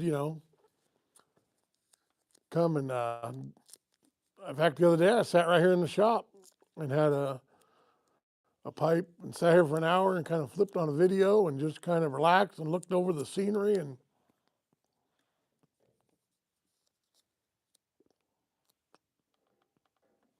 gave it up 35 years ago as well as alcohol. Yeah, I've never smoked cigarettes. I've never smoked weed. So I've never done a joint, never done any of that stuff. Never even smoked a cigarette. I've had a couple of cigars, celebratory type stuff. Um, Up hunting with a buddy, everybody has a cigar, that kind of stuff. Um, the first time I smoked a cigar with a buddy of mine, Mike, we so I went to GM training, big General Motors school. Anyways, I was part of the history of the very beginning of all that, and we had to do college class at the same time. It's kind of grueling, and so to get through our first deal of it, it was we got it done in 6 weeks. We set up the training center. We brought in all the vehicles. We passed all of our little tests. I had English and stuff that I just wasn't used to in high school. And we had to pull a full load of credit. So we had to be at the GM training part of it 8 hours a day. And then they let us go usually for a class or two between there, and then a class at night for the most part. It was kind of every other, it was a weird schedule. But anyways, we've got we passed. All of us got grades and we all had good grades. And so my buddy Mike says, hey, in the back of the shop here, we should all have a cigar. For getting through our first little grueling part of it.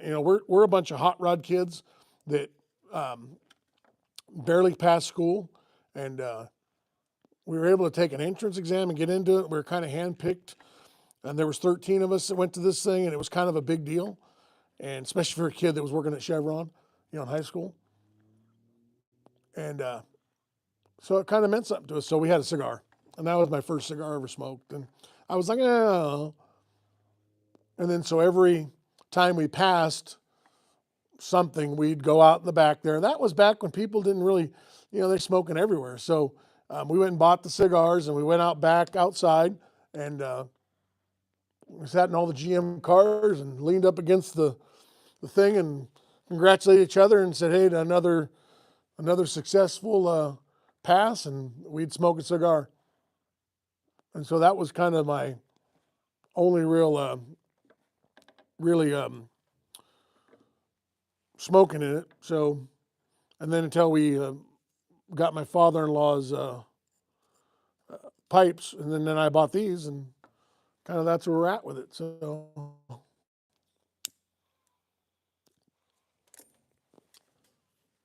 and I'm totally learning about this.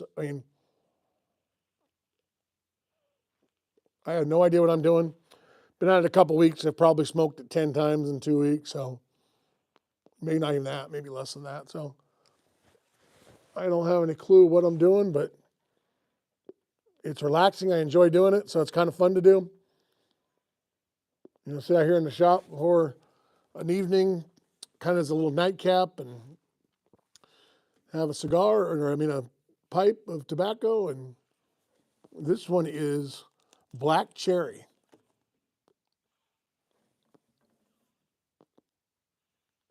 And so it has a real, cherry smell. It actually, when you open this jar up, because I didn't know where to put the tobacco stuff, so my wife gave me this jar. And when you open it up, because the other tobaccos are in there, oh, it almost smells like cookies. Yeah, it smells really good. I think I'm smelling the vanilla one in there. So yeah, that's a pretty neat deal. Oh, watch out the knee. Yeah, so that's where I put tobacco in there and the pipe cleaners. I kind of keep it all together, and then I sit this out here, this little stand, and the other pipe sits on the other side of it, and I don't know, just kind of fun stuff. It's definitely enjoyable, no doubt about it.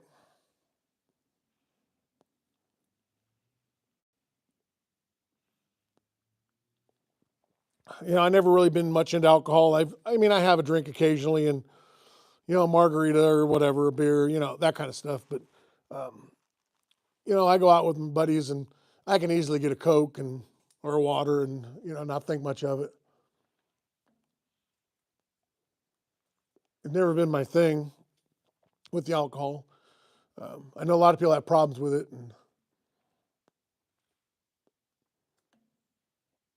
but I've never really, never really had that issue. So thank God for that. So because it could be tough if you're hooked and it catches you. Same with cigarettes, and since I started doing the tobacco on the pipe, I was pretty concerned about it. Is it addictive, and what are the health problems with it all? And from what I understand, correct me if I'm wrong, because I've done a lot of research on it, but I don't know it for sure, because you can kind of find anything you want on the internet. Um, Not a lot of chemicals in them. They don't have a lot of the addictive characteristics like cigarettes do or chewing tobacco. So they say they relax you a lot more, um, and they say stress is what gets people, and so I'm sure anything you're burning and putting in your mouth is probably not really good for you. But you know, does the benefit of relaxing and all that help you? Well, hopefully. I mean, Albert Einstein smoked one, worked out for him, and then Smokey Yunick. Yeah, you don't inhale it. That's the other thing. You don't inhale them. I mean, a bunch of us had the pipes the other day, and the person that was there, I'll leave them unmentioned, but they took a drag out. They go, well, I never really smoked a tobacco pipe before. And they went, and then they blew it out their nose, and they didn't choke or sputter or nothing. They were a pro at it. And when they did it, I was like, oh, they've smoked before. And they're like, oh. I go, I don't think you're supposed, I think you're not supposed to inhale them. They're like, oh. And they smoke, they blew them out. It's kind of funny. It was entertaining for sure.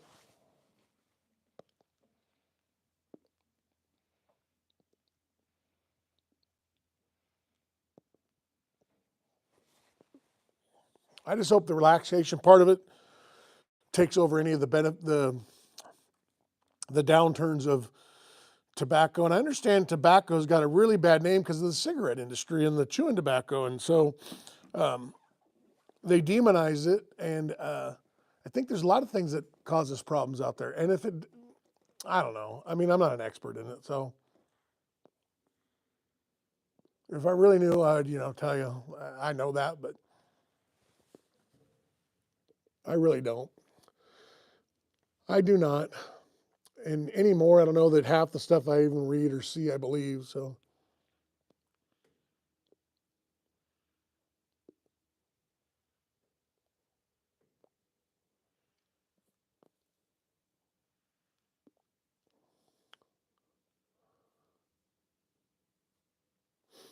mouth and throat cancer are a likely risk. Yeah, I would say that's probably true.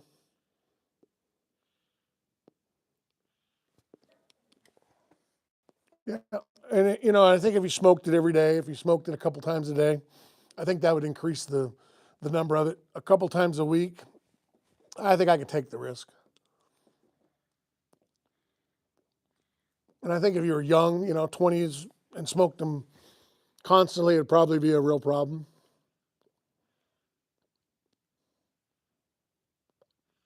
they don't give much studies on, most of the tobacco studies are on chewing tobacco or cigarettes.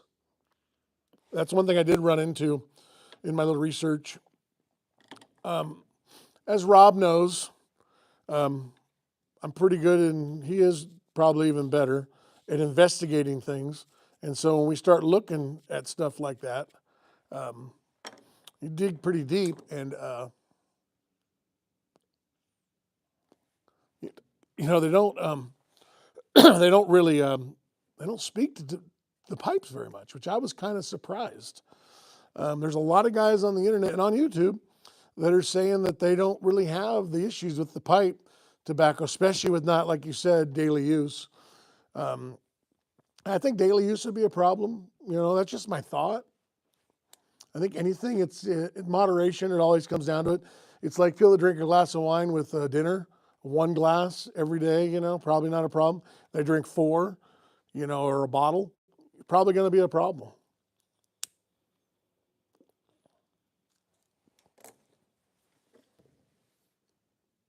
But I think if a guy wants to sit on his back porch or in his Jimmy James garage and, sit on YouTube and kind of chat with everybody, talk about car stuff, talk about small blocks are better than big blocks, and big blocks are better than LSs, and LSs are better than the Coyote, and the Coyote's better than the Hemi, and, that kind of stuff.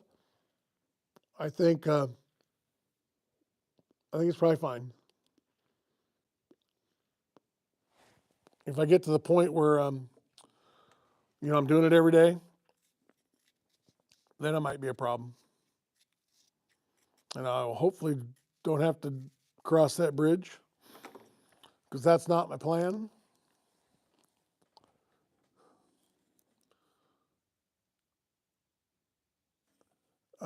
Alexia, is it Alexia, Alexi? Today, I got my first car accident. I just ended by a big truck. My BMW is totaled. That sucks ass. So you need to get a pipe, and you need to have a couple shots, because that's a bummer. Or Ford versus Chevy, or Chevy versus Dodge, or Ford. Yep, exactly. I think it's great. That's one reason I do these lives, is I enjoy the debate. I don't get butthurt over stuff. Everybody has their opinion of what they like and what they don't, and it's valid. It's valid why people like Fords. I don't know why they like them, but it's valid. Yeah, they grew up with them. Their grandpa had one. They like working on them. They enjoy them. I mean, whatever. And guys that have Dodges, they love tow trucks, because they have to be on a tow truck all the time. They have great shoes because they have to walk. But yeah, BMW got totaled by a truck. I guess the question is, are you okay? I think you're on here, you're probably fine, but yeah, I'm sorry to hear that. That sucks. Ford, better, especially the old ones. That's Cohen Taylor. So yeah, okay. I've seen those before. Hold on here. You see them, you're like this, you're in your Chevy, and you want to see a Ford, you just do this. And you'll see one. That's not a Ford, but you get the idea. If you're in your Chevy and you go like this. I got lots of them. And if you're a Ford guy, you can use that on a Chevy guy. You can't use it on a Dodge guy, because the Dodge guy's on the side of the road. So he's on the side of the road. No Dodge guy is going to fire off on us? Come on now. Cohen Taylor, LOL. I like it's fun to have it. I go to all these car shows and cruise-ins and cars and coffees and drag races and all that. And I enjoy the debate. The one I've kind of changed my opinion on is the Volkswagen. And I first ran into a Volkswagen in the early and late 70s and watched them at the drag races and watched them freaking wheelie and slam the back of them and just leap. I was like, hey, our neighbor has a Volkswagen. Hers doesn't run like that. And my mom had a Volkswagen, and she had a little Rabbit. And it didn't run like that.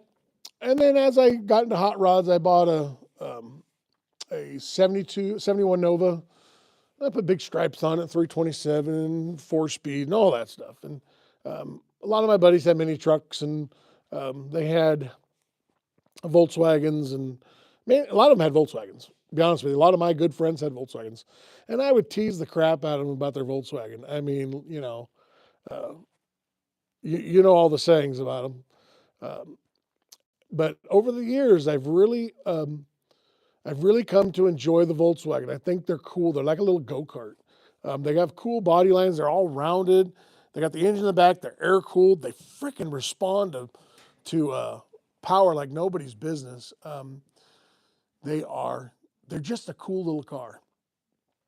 And I've never owned one, but I've really become kind of a connoisseur of Volkswagens. I mean, I watch them online on the internet and stuff, and I see one at a car show. In fact, I did a live at a car show in April. This, excuse me, this lady had a beautiful, beautiful 56 oval window, kind of a pewter color, and she was not old, but she was not 20 either. So I talked to her quite a bit about it. In fact, I sat there for a long time and discussed every bit of it because I was just kind of, I don't know, they're just attractive to me. They're just a neat car. You know, obviously like 55 Chevys. 56 Nomad is arguably my favorite. I do like the 31 Willys. I do like that 56 Safari, which is like a Nomad, same thing. It's getting kind of cold in here. So I do like those kind of things, but yeah, there's something about a Volkswagen that's kind of piqued my interest lately. And I do like mini trucks. I've always liked mini trucks. I thought the mini trucks are cool looking. I've had one. I had a Datsun. Um, I like the I like the 240, 260, and the early 280Zs. I really like those cars. They're like a Corvette, but with the 6-cylinder in them, and you can polish that valve cover on, make them look cool. They run good. They get good mileage. They handle really well. They got independent rear suspension in them. They're just a Japanese car that I'm a big Japanese fan.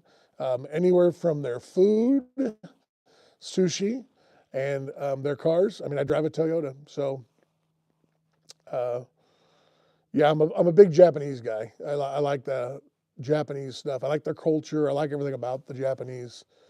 They it Yeah, no, that's another thing. I like a lot of things, so I don't think I'm not kind of stuck on anything. So let's get back to what we got here. Fords are great. They make good boat anchors. Just kidding. I like all kinds of cars except electric vehicles. So Big Block Kings, you know what? I kind of like electric. I don't like that they're telling us we have to have it. I don't like the push on it. I don't like any of that at all. Don't tell me what I have to drive, because I won't drive that. If you told me I had to drive something, that's what I'm not going to drive. Um, but I have a really, really close friend of mine. I've known him my whole life. He is a big electric guy. He had electric. He had electric before. Electric was cool. I think he had like a Ford Ranger electric years ago. He had a golf cart. It was a deer hunt off the golf cart. I mean, it was just a neat little setup. And he he had the first Tesla I've ever been in. Actually, I drove it a couple times. And then he had the Model X with the doors that gold wing up. And then he bought that Ford um, Lightning or whatever you want to call that thing, that electric Ford. And I've driven that truck multiple times, more than once. And I got to tell you, that's a freaking nice truck. I don't like you only get 300 miles on it. It's weird that the trunk comes out and you put stuff in it. It's got some different things in it. That Tesla, that new Cybertruck, I kind of like it. I don't know. It's kind of wild looking. I have a buddy that has one. I've sat in it. He's begged me to go for a ride, and I probably should, but I'm afraid if I drove one of those things, I'd have to go down and spend more money than I have. Yeah, I'm not a hater of them. Um, I am a hater that they tell us we have to have them. The minute they tell me that, no. The only thing I don't like about electric, I really don't like it, they don't sound cool. This, electric cutouts, full open exhaust, shake the ground, I'm down with that. I really like that part. That would be the downside of the electric car. And the distance you have to go and all that. And the stigma of them I don't like because people don't like them. I get that. And I get why they don't like them. I understand that. Um, but yeah, I get that. On the Tesla. So I was driving my friend's Tesla about 2 months ago, maybe 3, not very long ago. And he was moving to another house, and he says, "Hey, you want to drive my truck over? Because we're moving. He's moving. We're helping him move. And so, or do you want to drive the new Tesla?" And of course, I think he has 3 Teslas. I don't know. I can't keep track. So, but he has a brand new one. And I said, "No, I want to drive the new Tesla." And he went, "Okay, no problem." I go, "I've driven your Ford a bunch." And he goes, "All right, fair enough." So I jump in that thing. I don't know if you guys have ever driven one, but you don't have to use the brakes. It's the weirdest sensation. You come up to a light and the pedal is like interactive. It's like active. It's go forward, slow down, go forward, slow down. And it has a screen on there that shows you all the cars that are around you, front, back, and everywhere. And it is the turn signal. I'm going like this for a turn signal. It ain't there. There's a button on the steering wheel. You have to control the car by the computer over here. I want to put it in drive. No drive. Where's drive? Hit the nothing. It don't go. I'm like, what? It took me a minute because he gave me no directions. He says, "Meet you at the other house." So I sat there for a minute and kind of looked at this thing, and I have the belief and the feeling and the no, and I can. You put me in something mechanical, I'll drive it. I may not drive very good to start with, but I'll drive it. I can drive about anything. I mean, I have a little excavator. Never been on an excavator. I'm driving. I pull it off the trailer, drive it. Shaking myself around trying to throw me out of it. But I got used to it. I could drive it. Dirt bike, mini bike, 3-wheeler, 4-wheeler, side by side. I can drive them all. And this thing stumped me a little bit. It was like, how do we go here? And then when I come up I left his house, and as I leave his house, I went to stop at the gate, and I let out the thing, and it started stopping. And I'm like, hey, this thing's really weird. It took me a while, but when I finally got the hang of it, it was kind of fun. It was kind of different. I'd never been anything like it. I don't know that it's my thing, but yeah, it was cool. It was fun to drive. Some of those 4-bangers, straight 6s can produce some insane power too. They can. I don't know how they get the power out of them Japanese trucks and cars, but they do. And even the Volkswagen. I mean, those guys running the 10s and drive it to work with a 4-cylinder. I know it's light. It's got lots of traction, everything in the rear. I mean, I understand the kind of the principle of it, but it's still a 4-cylinder. I mean, guys are like, "Oh, I got a 2017 in it, or 2019, whatever CCs they are." And they say it, and I'm thinking 2.17. That's a 2-liter is probably what, half of a 305. It's less than half. And wow, I mean, at the end of the day, it's like, holy smokes, that thing flies. Pretty cool stuff. And I've over the years, I've gotten away from the Novas and the Camaros and the stroker motors and kind of stuff like that. It's kind of, I've been able to appreciate other things, which is good. I mean, there's nothing wrong with that. At least I don't think so. Let's see here. How about the 67 Impala, especially hardtop sedan, one in black? Okay, how can you beat that? Again, that's a nice car. It's kind of hard to beat one of them. They're neat. They're big and they're cool. So the big black things, exactly. Back to that forcing us to do stuff.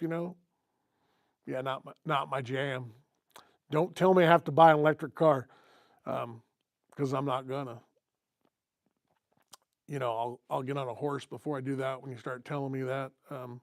Speaking of horses, we got 4 of them out there. Can't ride any of them. They burn hay. In fact, we actually put electric fence up to have them around here to clean up some of the stuff. So, yeah, they're fun little animals. I really enjoy them. I wasn't sure if I was going to like them.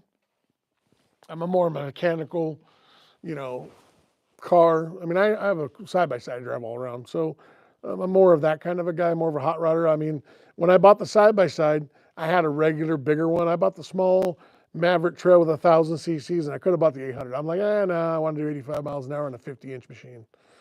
And I've done it a couple of times, and it's, yeah, I probably should have just bought the 800. But yeah, the horses. With the animals, I thought, we'll try one. We'll see what they like and what they got a lot of personality in them.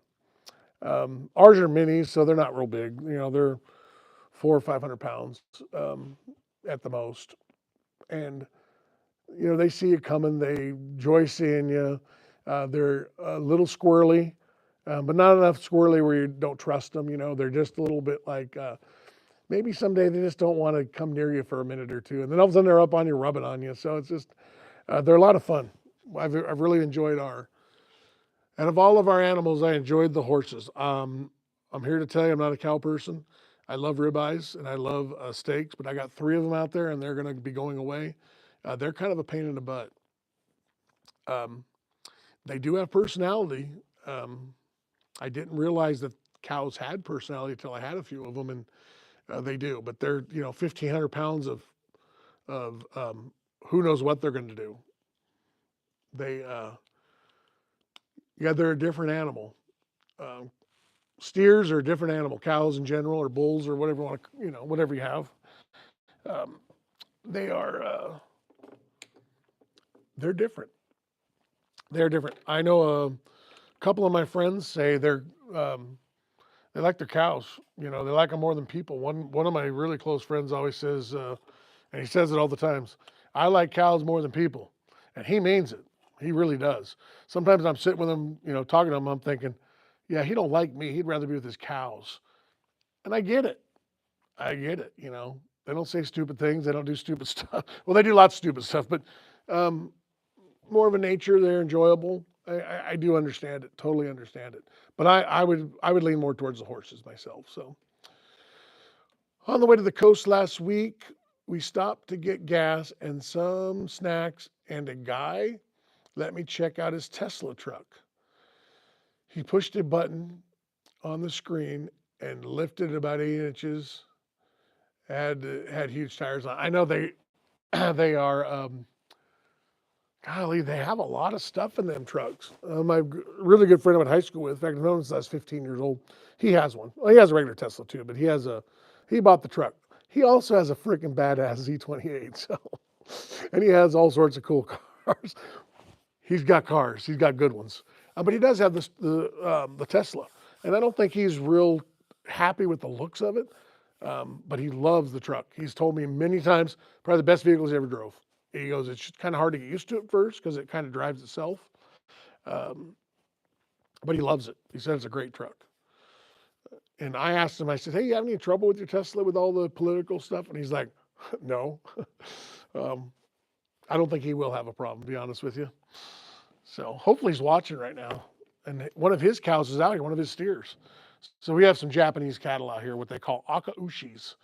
They're an F1 cross. They're supposed to produce Prime Plus. We've been graining the crap out of them, and they're getting big, and they look like they're going to be good, but I'm just following my buddy's direction on what to do with them, and I think they're going to be good. So we have great grass here. We have some really, really nice fields. Whoever owned this place before must have planted some good grass because it's really thick and green, and the animals will bust through electric fence to get to it. So I think it'll turn out good, especially with all the grain we're pouring to them, finishing them up with grain. We've been finishing them for probably 10 months, probably 8-10 months, somewhere in there. So over 6, under a year and over 6. So yeah, I think they're going to turn out well. Cows like jazz. Well, my buddy's cows like country music, so he's a big country music guy. He'll throw in his headphones on, go out with his cows, feed them, and run his machinery around and deal with all his animals, and that's his happy place. And I'll be honest with you, going out and hanging out at his house a lot and helping him work with it all, I get it. I didn't get it before, I get it now, and it's a good way to go. It's definitely fun. So he also programmed the Tesla truck to make fart noises when the kids would sit down in the seat. That's funny. Golly. So, I'll tell you what, those Teslas are I would love them to make a gas engine because I think it would be cool. I think a little roadster type car, you know, like a little Z, like a little 240Z car with some kind of a gas motor in it would be cool. Or even an electric car with all that, making a hot rod type, you know, thing. And I think they're coming out with something like that. I don't follow them very much, so I said I'm not really an electric guy, but I do appreciate them. I do like them. But how cool would that be? A lot of people don't realize. I don't know if you've ever been. A lot of people have been in electric cars, but they're fast. They're really fast. Um, they're not slow at all. But they're electric. They sound lame because they don't make any noise. They're real quiet. So I got to check something. Hold on here if I got this. Let me look in my drawer of fun. So I saw a video the other day the guy was talking about. Let me see if I have one handy enough. I know I got one. But you take a long flat file, and supposedly these, well, this is not a long, no, I don't have a long one. So they say they're not flat, these spacers. I don't know where it is, but I have a long flat file somewhere. I just don't see it. But so what they're saying is you know, going down that rabbit hole of spacers and all that. They said that none of them are flat. So I'd have to get a straight edge and they say just take a file and lay a file on it real quickly, and they say none of them are flat. So I was getting kind of away from the car stuff. Yeah, so I need to try that. So I gotta get a flat edge or straight edge. I got one here somewhere. Can't be too hard to find. But they say they're not flat, and we shall see. Where is my straight edge? So I got a straight edge. And the funny part, kind of reminded me of the straight edge, when I graduated from college and the GM program on top of it at the same time, the instructor gave us all straight edges. And I've had it forever. And it has all the conversion tables and everything on it. Just old school stuff he gave all of us. I thought it was kind of cool. But you know, they say that they're, oh, it's not. Oh, it's got gap. Huh. So it has gap in it.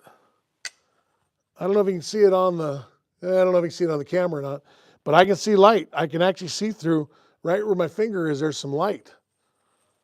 Wow, they're not flat. Okay, so now we know. So let's do the one we were trying. And they say they'll cause a little bit of a leak because they're not flat. Oh, that one's not flat at all. That one, right? I wish you could see that. But there's a gap. If you look close, there's a gap. And you don't have to look that close. There's a gap in all of it. Straight that way. But at the end, it's tipped down. So this part here is tipped down a little bit. That is wild. So I didn't know. Let me see the other one I'm going to use. It's amazing what you get. So now if you're on my live right now, you know that these aren't flat and you better put a file on them. So they say you just file them down. So let's see the one so this is the one I'm going to use. It's all polished up and everything. So let's see. Oh no, it is not flat. Holy smokes. Yeah, I can see you through there. You can kind of see it on the camera. Let's see here. So, Big Block Caves, good night, bud. Gonna get up early tomorrow. Have a good night. See you later. If you're running a spacer, put a file on it. It's not flat. I just learned that. So I learned that yesterday. I was watching a thing on spacers about what kind of horsepower. So even on your big block, it won't be flat. I wonder about the other side. Okay, so that side, so the side of the intake, yeah, the side of the intake is fairly, there. Well, that's the whole of the, no, I would say that this side's flat. In fact, it's flat enough I wouldn't mess with it because it'll probably, you know, find its center with a gasket. But this is definitely not flat. It's got gaps all over it. That is wild. Okay, so there we go. Now we know about spacers aren't flat. So if you have a spacer, I have a couple. I got boxes of more. Why did my bride walks in and goes, why do you have car parts? Because you may need them. I had a 4-hole, and actually I was dealing with a friend of mine down in, he's out of Fresno area, and he has a 57 Chevy wagon, and he's not a mechanic, but yeah, even if you hold them together, they're not flat. Anyways, he was having some issues of vapor locking and all that, and I go, you got a spacer on there? And he's like, spacer? I go, you don't have any phenolic, anything from the cast iron intake? And he goes, nope. I go, oh man, that's a problem. So he's got the heat crossover and all the stuff, boiling the gas. Just get a small one. It'll insulate it. You can make them out of wood. They make other materials. Of course, I like these plastic ones. And but now I've learned that they're not flat. So make sure you sand them down. Let's see. Ooga Booga. Ooga Booga. That's a good name. I like that one. Ooga Booga. Yo, you look like the matter from Cars. I don't know what that is. Matter from Cars. So I think that's that cartoon thing. I don't know who that is. So I have grandkids. They probably watched it, and I'm probably watching car videos on my phone. But I hope Matter's cool. Or is it Mater? Mater probably is what it is. Yeah, Mater. Mater from Cars. All right. I don't know who Mater is. I know a buddy of mine's got a cow named Mater, and it comes from the movie, but that's about all I know. So, but how cool is that little name? Ooga Booga. Ooga Booga. I mean, you win tonight. You got the coolest name by the name Ooga Booga. So Jimmy James and Robert Williams and, Ooga Booga. Big Block Kings, I like that one too. But the other ones are just kind of us. But not Ooga Booga. So I don't know if you, there's a bump on this thing here too. So on these, I don't know if you can see that, but see there's a raised bump. Okay, that's got to go.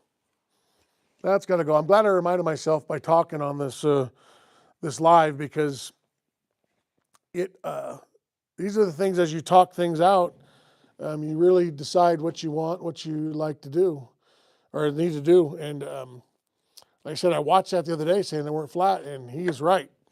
So the guy that has the YouTube video that says that spacers aren't flat, he's 100% right. Oh, Larry the Cable Guy does the voice of Matter, the tow truck. Okay, I have seen that. So I don't think I look like Larry the Cable Guy. So, but maybe I look like Matter. I don't know. Hopefully that's good. I'm going to take it as good. So we'll just go with that. It's all good. And Larry the Cable Guy's funny. So they're really funny. In fact, the guy, my buddy that we usually go to Woody's with, and Rob, you know who he is.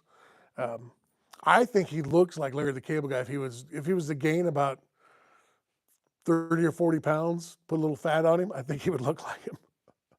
He don't look like him now because he's in good shape, but I think if he was cut his sleeves off and gained a little bit of weight, I think he would look just like him. So looks kind of like Stone Cold Steve Austin now, but yeah. But I bet he doesn't know that phenolic spacers aren't flat. That could be an issue. I have the old gasket here, sitting right here. I got a freaking mess. So I got the old gaskets. Let's see what they look like. It looks like they seal though. So they look like they're sealing, but they do have imprints and stuff on them. Let's see, the one that they's come off of. So it's pretty smooth. It doesn't have any. Yeah, it looks good. So it looks like it was sealing. It must be enough to take up for the gasket, because there's the imprinted side that was on this. So it definitely is there, and it's the manifold. It doesn't look like it was leaking. It has wait a minute. Look at right there. Let's get it up there. Look at there. There's a little gap. So that thing had a little vacuum leak probably. Yeah, that's wild because look at it. If you look, it's got a lot here, a lot here, all the way around. But if you look right there, where did it go now? Yeah, right there. Yeah, right there. Right between those two. There's a little missing part right there. Let me get my little pointer here. So see, that probably had a little small little vacuum leak. We're going to have to fix that. Huh. But it looks like it didn't really seal around the bolt either. Some of them sealed, like the one at the end of it sealed, but it didn't seal. Huh. Car run good, so it didn't seem like it had a vacuum leak, but it obviously had a little one, a little tiny one. Yeah, he would look like him, wouldn't he, Rob? I mean, especially if he did the hat and the overweight and all that, he would look just like him. He's kind of funny like that guy, though. He says some things that make me laugh. But yeah, no, so I'm learning something new every day. And the minute you think you know everything, this thing pops up and gets you. Huh. Go figure. So it must have leaked. So it looks like this was on the bottom of the spacer because it has all the dimples. But this was the manifold side. And like I said, it's clear all the way around except for that little spot. Where'd it go? Yep, right there. That is wild. That is a wild little, I don't know if it's coming across on the camera or not. Yeah, you can see it right there where it doesn't quite seal. That's wild. That's crazy. So there you go. It's not a sealing, but we're going to fix that. Well, now I'm going to have to find my file, get it flat. You know, I wonder if concrete would do it too. Sometimes concrete will take any of the edges off.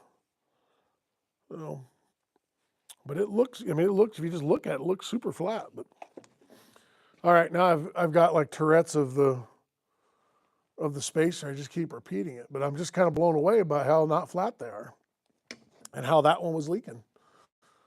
Like I said, how would you know? You know, you fire it up, it runs good. You know, I don't spray a bunch of carburetor cleaner around them. You put good gaskets, tighten them down. And don't think much of it. But yeah, it's definitely thin on that one side. So it wasn't sealing by much on this. If it was, weird. Definitely weird. Has anybody ever run into that with these spacers? Of them not sealing? I mean, I guess they would compress a little bit. Maybe. They're pretty hard. So I don't know that they would, but very, very interesting.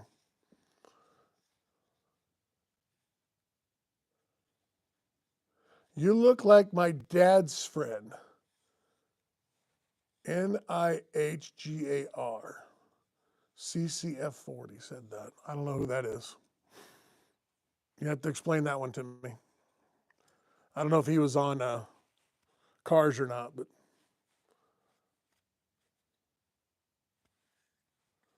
yeah. Don't think I look like that guy, but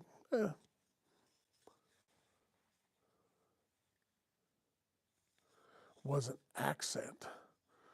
Yeah, see, you're trying to get me in trouble and say something I shouldn't say. Not my thing.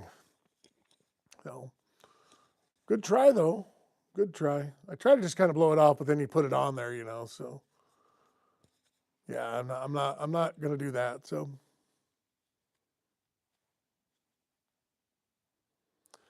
yep. But anybody ever run into the spacer issue with them not sealing? That would be something I'd like to hear.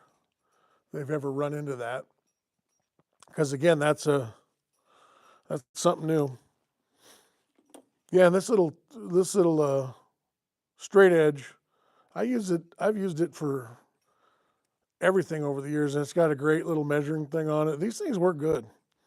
Kind of a lost art, these straight edges anymore. So, but it has all the conversion tables from 1 inch to millimeters. That's kind of cool. And drill taps, tap drill sizes, and 1/2 inch to decimals. It's cool. Been a while since I really looked at this thing. It's a neat deal. I've had it forever. It's still in the same sleeve. I can tell you I got it in 1987. Probably like May or June of 1987. But interesting. And then my pipe's all done now, so I think we're completely finished with it. So let's see if we got any more tobacco in there.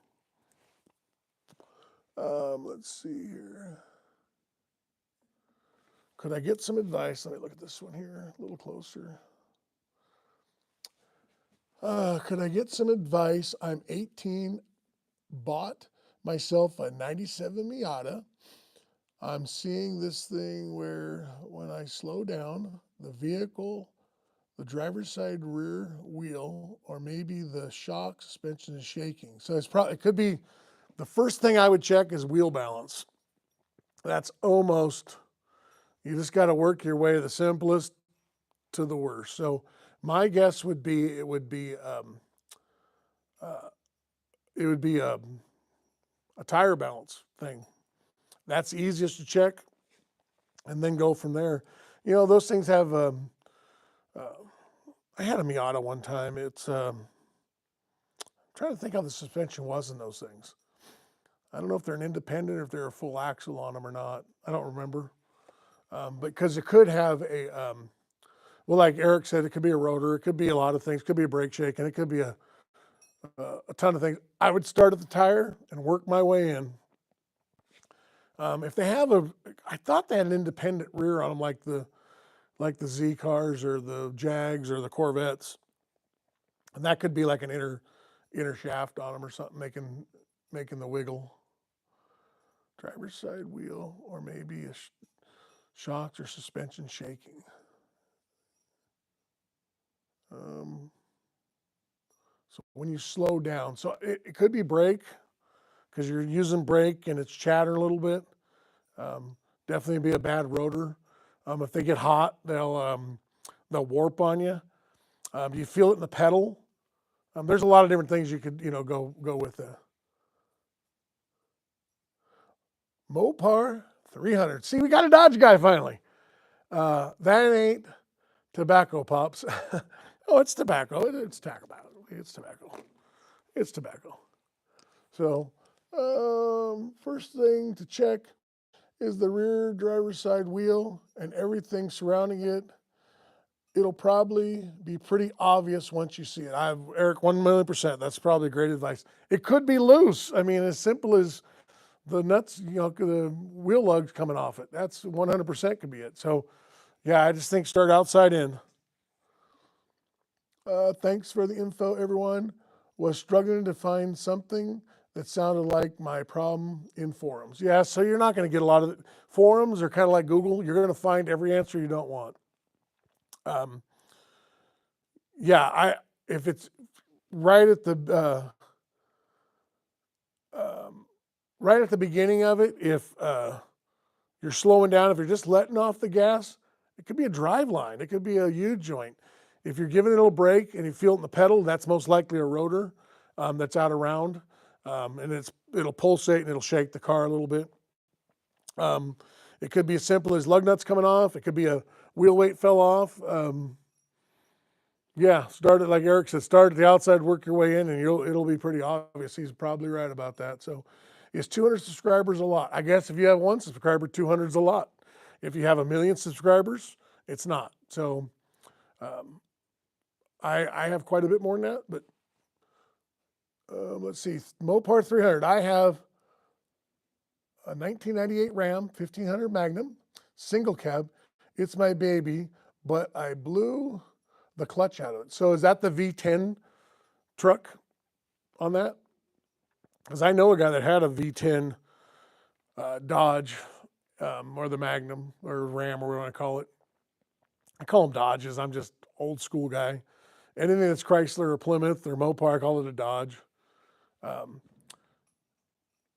So yeah, is it a, does it have the V10 in there or what is it?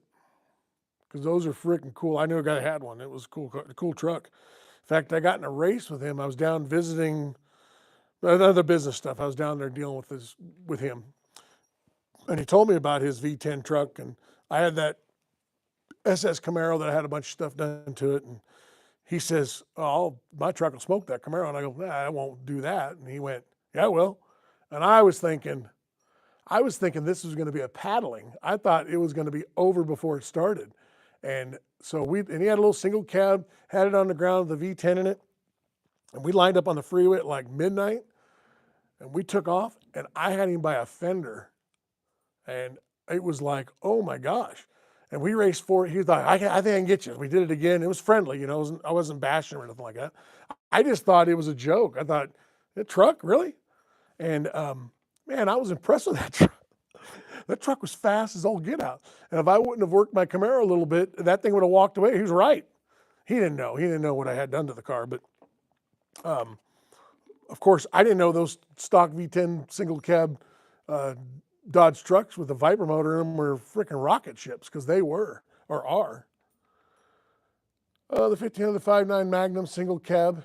It's my baby, but I blew the clutch out. Yeah, that happens when you get horsepower. First thing to go is the clutch. That's why guys run automatics. It's kind of like, the electric car is kind of like the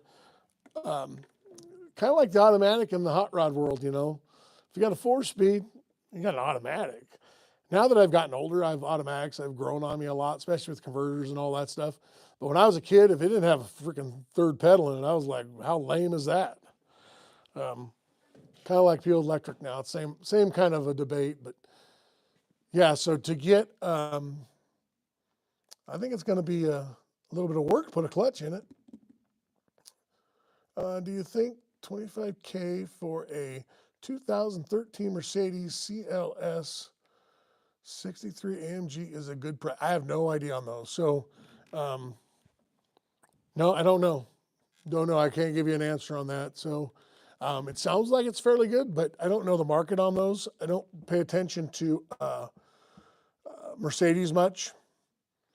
I know what AMG is, but yeah, I don't know. And it has 670, so it has low mileage. So, yeah, I don't know. It's not my car of choice. It's not my car I've been around much, and I don't really follow them on the internet. So I don't know if it's a good deal or not. Others are 30 to 42. Yeah, it kind of depends what they are, though. We can get to $100,000 one of these, but that ain't one. So, yeah, it depends what it is. Arguably that Safari is worth more than most cars. So, who knows? I mean, I don't know the market, so I can't give you any kind of opinion on it. It comes down to, can you afford it? Do you like it? And is it in your price range? And if it is, buy it. Because it don't really matter at the end of the day. I know we get kind of wound up. Oh, I got a good deal on it. To me, that's good. I like when you can get a good deal, but it's more important to get what you want. At the end of the day, you're in the seat of it. You're driving it. If you like it, who cares what you paid for it? I think that's secondary. I think we've kind of lost that in America. We always want to be, oh, look at this, I got a good deal on it. Oh, okay. I think it's more important to get what you want and, not overpay for it. That's kind of a bummer. But if you keep it long enough, it'll always catch up in price. Mopar, put 210,000 on my truck, and the motor starts when you blow on the key. Runs like a dream. That's cool. Yeah, see, some of these newer vehicles, they just run. You put 200,000 miles on an old small block, it's wore out.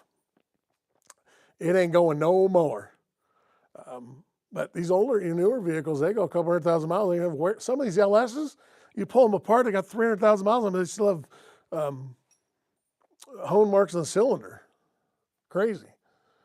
It was a good choice, but I waited too long, and I just got my notification that it was sold to someone else. It's a bummer, but it's I'll say it again over and over and over. There's always another one. because they didn't make one, they made a lot, and there's always another one. So just hang out, keep looking, you'll find another one. There's plenty to go around, and it just depends what you're into and what you like. And to me, if that's the car you like, it sounds like a reasonable car that's around.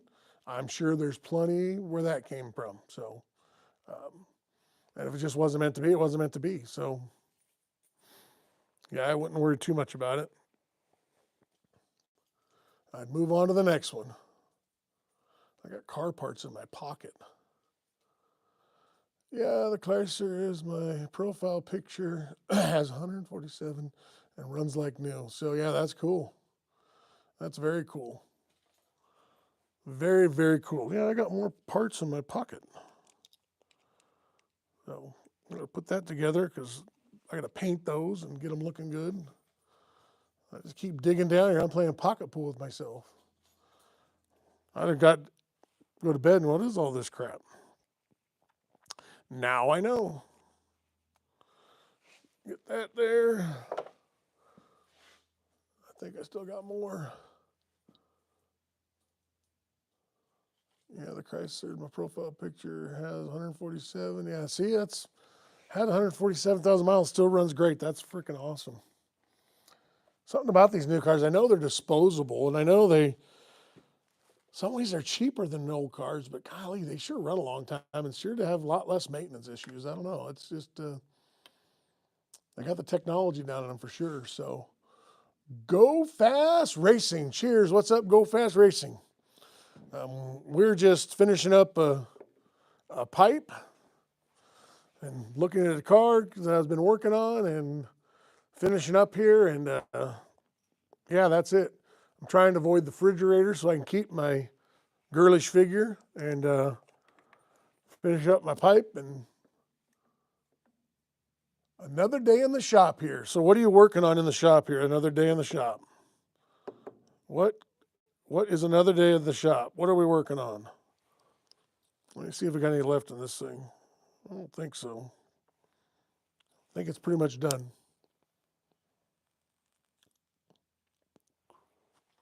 Nope, there's a little bit.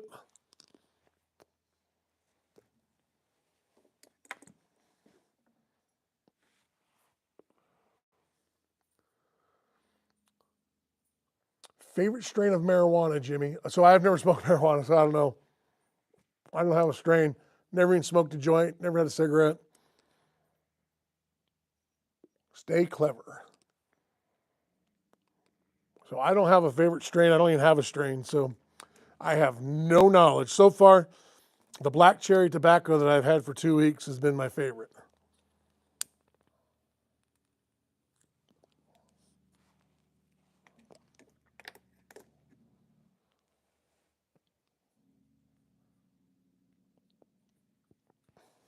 So it says, I've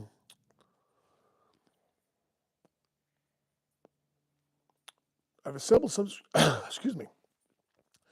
I've assembled some scratch-built engine parts I've made out of some pinstriping. And some pinstriping. So that's cool. Today I was working on this.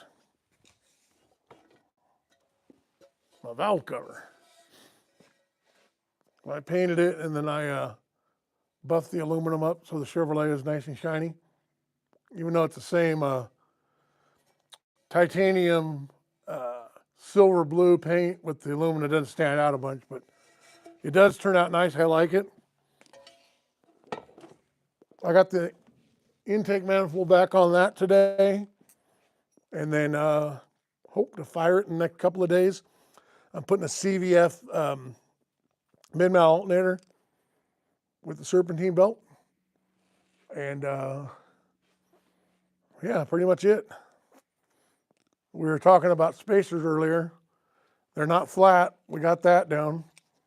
I watched another YouTube guy talk about them. And then when we were talking about it, I was like, oh, I never checked that. And it isn't flat. It's got to be sanded down or filed down to be flat. I did not know that though. I thought they were all flat. And by looking at the gasket, we were looking earlier here a minute ago and it had a leak on it at some point. Right there. So it didn't seal right in that spot. Weird. Well, I think I'm about done on my pipe here.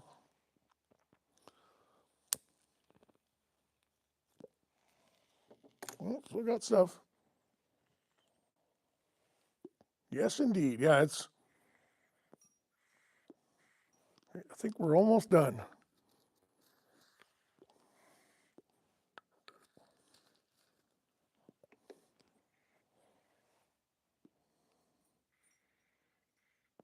What do you think a good first car is? Mine was a Nova.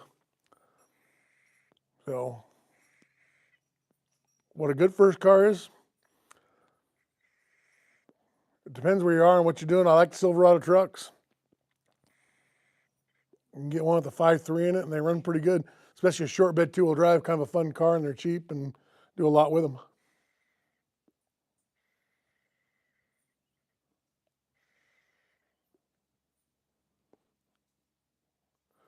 See, I can't pull my hair out. I ain't got no hair. I'm bald. I shaved my head, so I can't pull my hair out that way. uh, I did it today too. Yeah, this thing's done. So I did it today. I was making a video on this, and Eric said a G-body Chevy. That's, yeah. Yeah, first car. I mean, it's depends what you like. Do you like cars? You like trucks? You like old cars? You like newer stuff? Um, kind of figure out what you like and then go that direction. My dad has a 2000 Ram for 3500 limited extended cab, 200,000 miles, and has a Hemi knock. Oh, I have a Hemi knock. Whatever you can conversion, even if thing is a POS cause you love it, the thing. Yeah, it's what you love. I mean, yeah, it's what you're digging. It doesn't come down to price. It depends. You got to drive it. So, like a Hemi tick. I don't know what that means. So it sounds like you have like some kind of a tick or valve train. Something's making a tap or a noise. The cool truck. Very cool. If you're into trucks, a lot of guys where I'm up here, they're all into trucks. They all have trucks. I drive a truck every day, so that's what I drive. But, well, I kind of drive a truck. I drive a Tundra. So it's a sort of a truck. It's got a little baby bed on it, but it's the extended, big cab one with the big full seat in the back. And I just don't like it has a small bed, but I love the truck. And then, um, yeah, it's I don't know, it's got the 5.7 and I like it. So use a screwdriver, stethoscope, and stay away from moving parts while you're doing it. That's a great advice. I saw a buddy of mine, Chris, sent me a video of it. The guy was I'll use my camera. He's using the buffing wheel. He's buffing some paint, and he got close to his t-shirt, and it freaking ripped his t-shirt, slammed him onto the car, and then he fell off. He was on a little stool trying to do the roof, and it messed him up with his shirt ripped off, and the thing went one way and went the other. And you don't think about it. I've done that before. You're buffing something, you lean on it, Yeah, the stethoscope rip your ears off. My dad says that lifter failed or something. Yeah, it might if it has a tick in it. So I know a guy that has a tick in a Ford Power Stroke, and it's been there for over a year and probably 15,000 miles, still runs strong. Could be an exhaust leak. A lot of times the exhaust leaks make those ticking noises. Any quality brand recommendations for a vehicle, fridge, freezer that won't cost $1,000 or more? Any quality brand recommendations for a vehicle, fridge, freezer that won't cost, oh, my phone's getting dead, $1,000 or more? I don't understand that. Stay clever. Any quality brand recommendations for a vehicle, fridge, freezer that won't cost $1,000 or more? Oh, I don't know what a fridge, freezer vehicle is. Like one you'd see in a camper. I don't have any recommendations for that. No idea. No idea. Or a refrigerator truck. Fridge vehicle is a Tesla. Yeah, it kind of looks like a hell. That's yeah. That Cybertruck kind of looks like a refrigerator, like a stainless steel one for sure. That is a good point. I'm going to put my straight edge away before it gets unstraight because don't want that to happen. But yeah, so we're going to do the CVF mid-mount alternator tomorrow and some more cleanup and all that. So I'll kind of show you what I did today since we're getting kind of short on time and short on battery power. So let me take it off the stand. But you can see I had things taped off. My dirty car. So the intake manifold's on there. And then I ended up painting it and I polished up the Performer RPM on it. So, and then dropped the MS distributor in it, MSD there. And that's where I got the front of it all painted up. You can't really see, I get a light on it here. So I repainted the front of it because the motor was black originally and it was all black valve covers and stuff. So I just thought it was kind of a cool look. Just kind of, and I'll buff those up again tomorrow. And then we got the mid-mount alternator. I think I have a black one or a chrome one. I'm not sure which one I'm going to run, but I'll have to figure that out. But this never fails. I always pull I've changed intakes more than I've changed my damn underwear on cars. And I was making a video and I says, I never miss with this thing. I just mark them, pull them out, mark them back in, drop them in within a couple of degrees.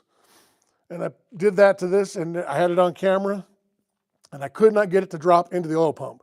I don't know what I did, if it twisted it or did what with it. It was marked perfect. It wouldn't go. When I finally got it to go, it was in the right spot, but I had to take it all apart to do it. It never fails when you say you can't miss and you've 99% of the time you do it right. Guess what? When the camera's on, it definitely tells a different story. So never fails, but it'll clean up good. It'll look good when it's all said and done. And so then I got my big Holly XP on there. So that'll go on it. Yeah, so it'll run good. It will be back to normal. We're going to put the 1-inch spacer on there versus that little 1/4-inch thing, and off we'll go again. So there was a debate whether I was going to run a dual plane or a single. I ended up porting this one and working on it. So I did not knife the divider. I just run an open spacer and left it alone. So, but I cleaned up. You can see some of the grind marks where I cleaned it all up. Got it all cleaned up inside and stuff. So port matched it all. Cleaned up all the ports on it and any of the casting marks and all that stuff. So they're all gone. But yeah, it's a different color. And let's see, how much Mother's aluminum polish do you guys go through? I go through a lot. I go through a ton of it. In fact, it was just sitting right here. But then once we get that done, I'm going to put those wheels on it, the Steelies. So I'm going to put Steelies on this car. I'm going to get rid of the old dated Kragers on there, the Bob Glidden Kragers. But yeah, I go through a ton of the Mother's polish. And then, but I'm going to put the CVF stuff on it tomorrow. And I got a bunch of stickers from them, and it's great quality. This stuff is unbelievable, how nice it is. I mean, it is a nice piece. It's very well done. So I'm looking forward to, they even got their little logos in it. Very cool. I mean, they've been a great company so far to deal with, and I got the CVF serpentine set up with the electric water pump. So yeah, it'll be fun to do. So I'm going to do a video on it. But that's kind of, I don't have the fuel line. I got the things in, but that's kind of what the valve cover looks like on there. I got to polish those headers again. Those are those coated super comps. So the old hookers. Yeah, so I got the block repainted on the front of it, taped it all off and did it. Because the motor was black, I just left it. I wanted to paint it the same color as that and maybe do chrome valve covers, but I just went with this. So that's what we're up against. Let me read some more of the stuff here. Dan, that's a beautiful car. Thank you. It's nice. I like it. I've got some of the factory direct era MSD total loss ignition. The polished areas will pop in the sun. Yeah, well, I walked outside today and looked at it. It's funny you said that, Rob, because it definitely in the shop, it's like it all kind of, in here it kind of almost the same color. But outside it'll definitely show up pretty well. I think it turned out pretty good. It's not bad. Yeah, you can kind of see where I cleaned all those up. I didn't mess with the floor much in it. And I kind of just took the edges off is all I did on that. So, and then port matched it. And then I had to get new gaskets because the 1206s were too big. So everybody said, oh, those are 1206s. So I bought the 1206 and it was too big on the top port. So this is for a high port. And you can see how thin it is up here. It's really, the head would be fine, but the intake was just not high enough. If you look at these, I don't know if you can see it or not, but you can kind of see the other one. See where it is?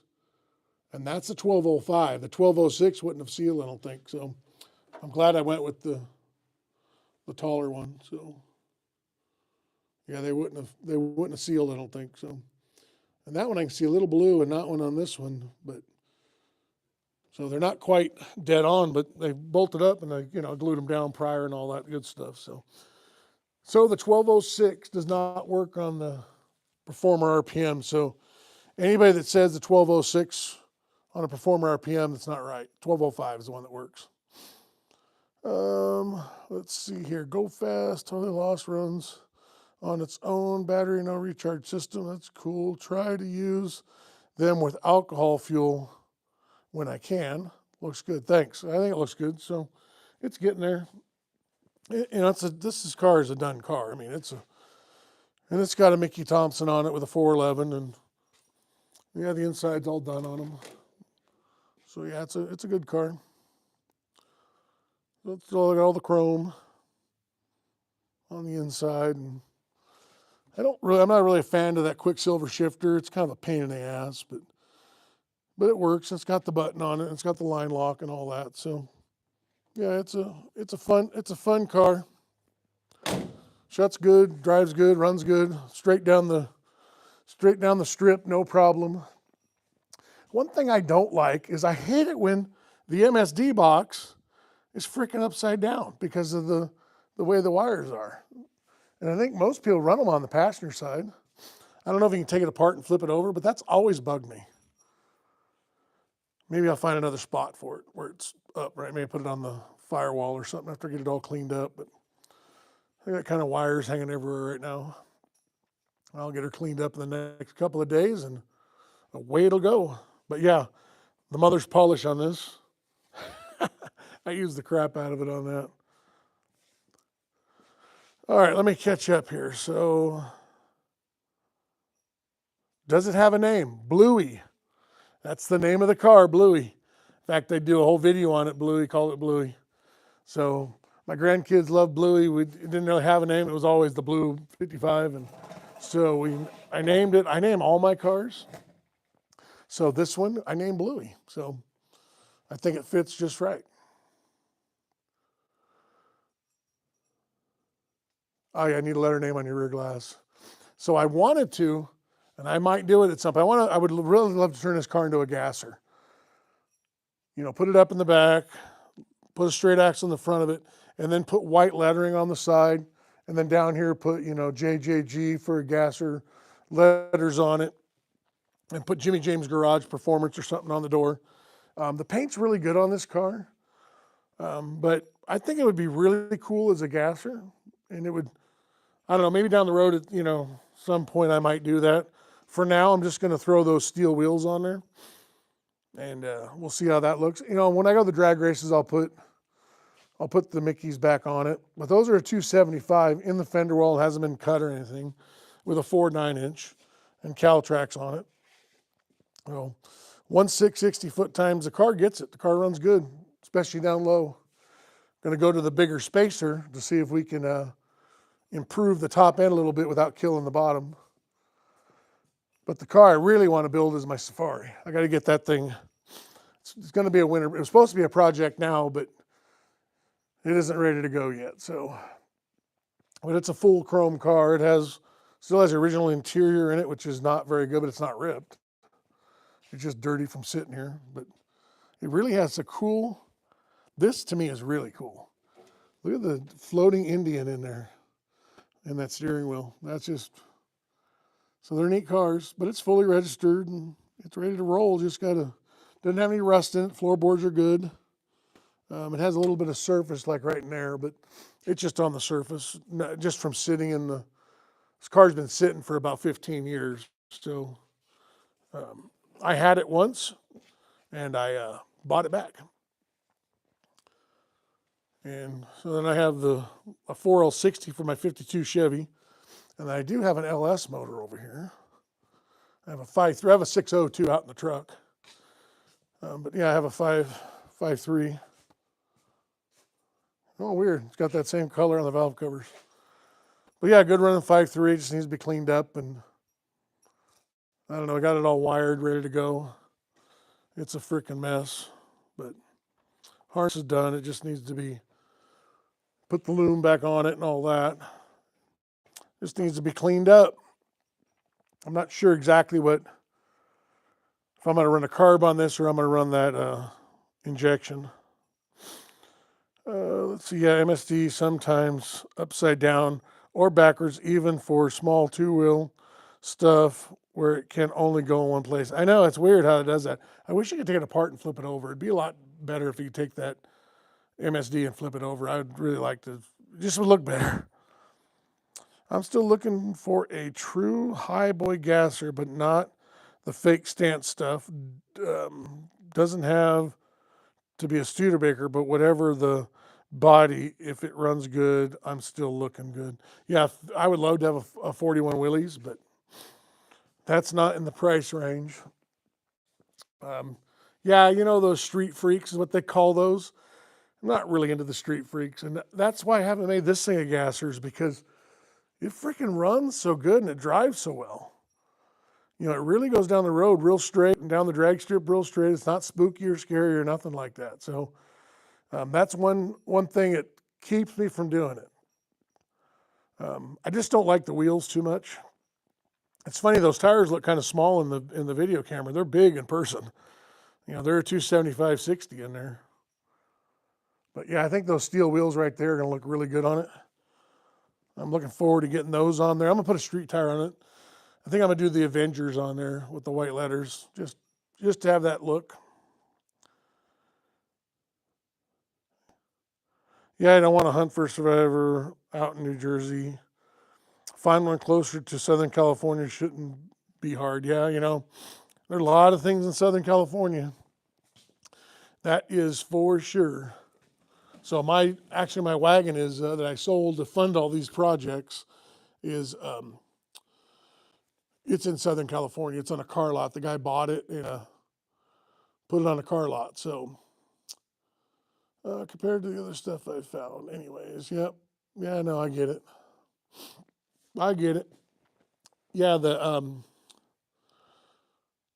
there's a lot of stuff around. I mean, it really is. You just got to keep looking. It pops up all the time. So. All right, well, my battery's down to below 10%. That means it's going to go from 10 to almost 0. So I'm going to wrap it up. So I want to say thanks to everybody. I appreciate everybody chiming in, and make sure you do the like and subscribe and all that stuff, and tap the screen, and it sure helps my channel. And thanks for being with me tonight and coming into my shop, and appreciate you having you guys here. And the door is always open. So. Be good, keep wrenching, do your thing. Same with you, Go Fast Racing. Have fun while you're doing it, enjoy it. And again, thanks for coming in and sharing some stuff and what you've been doing. And I said I appreciate it. And every one of you guys, thank you so much. And we'll talk to you soon. And go to my channel, do all your stuff. If you don't want to, that's fine too. It all works out. So have a good one. Peace out. Thanks again, Rob.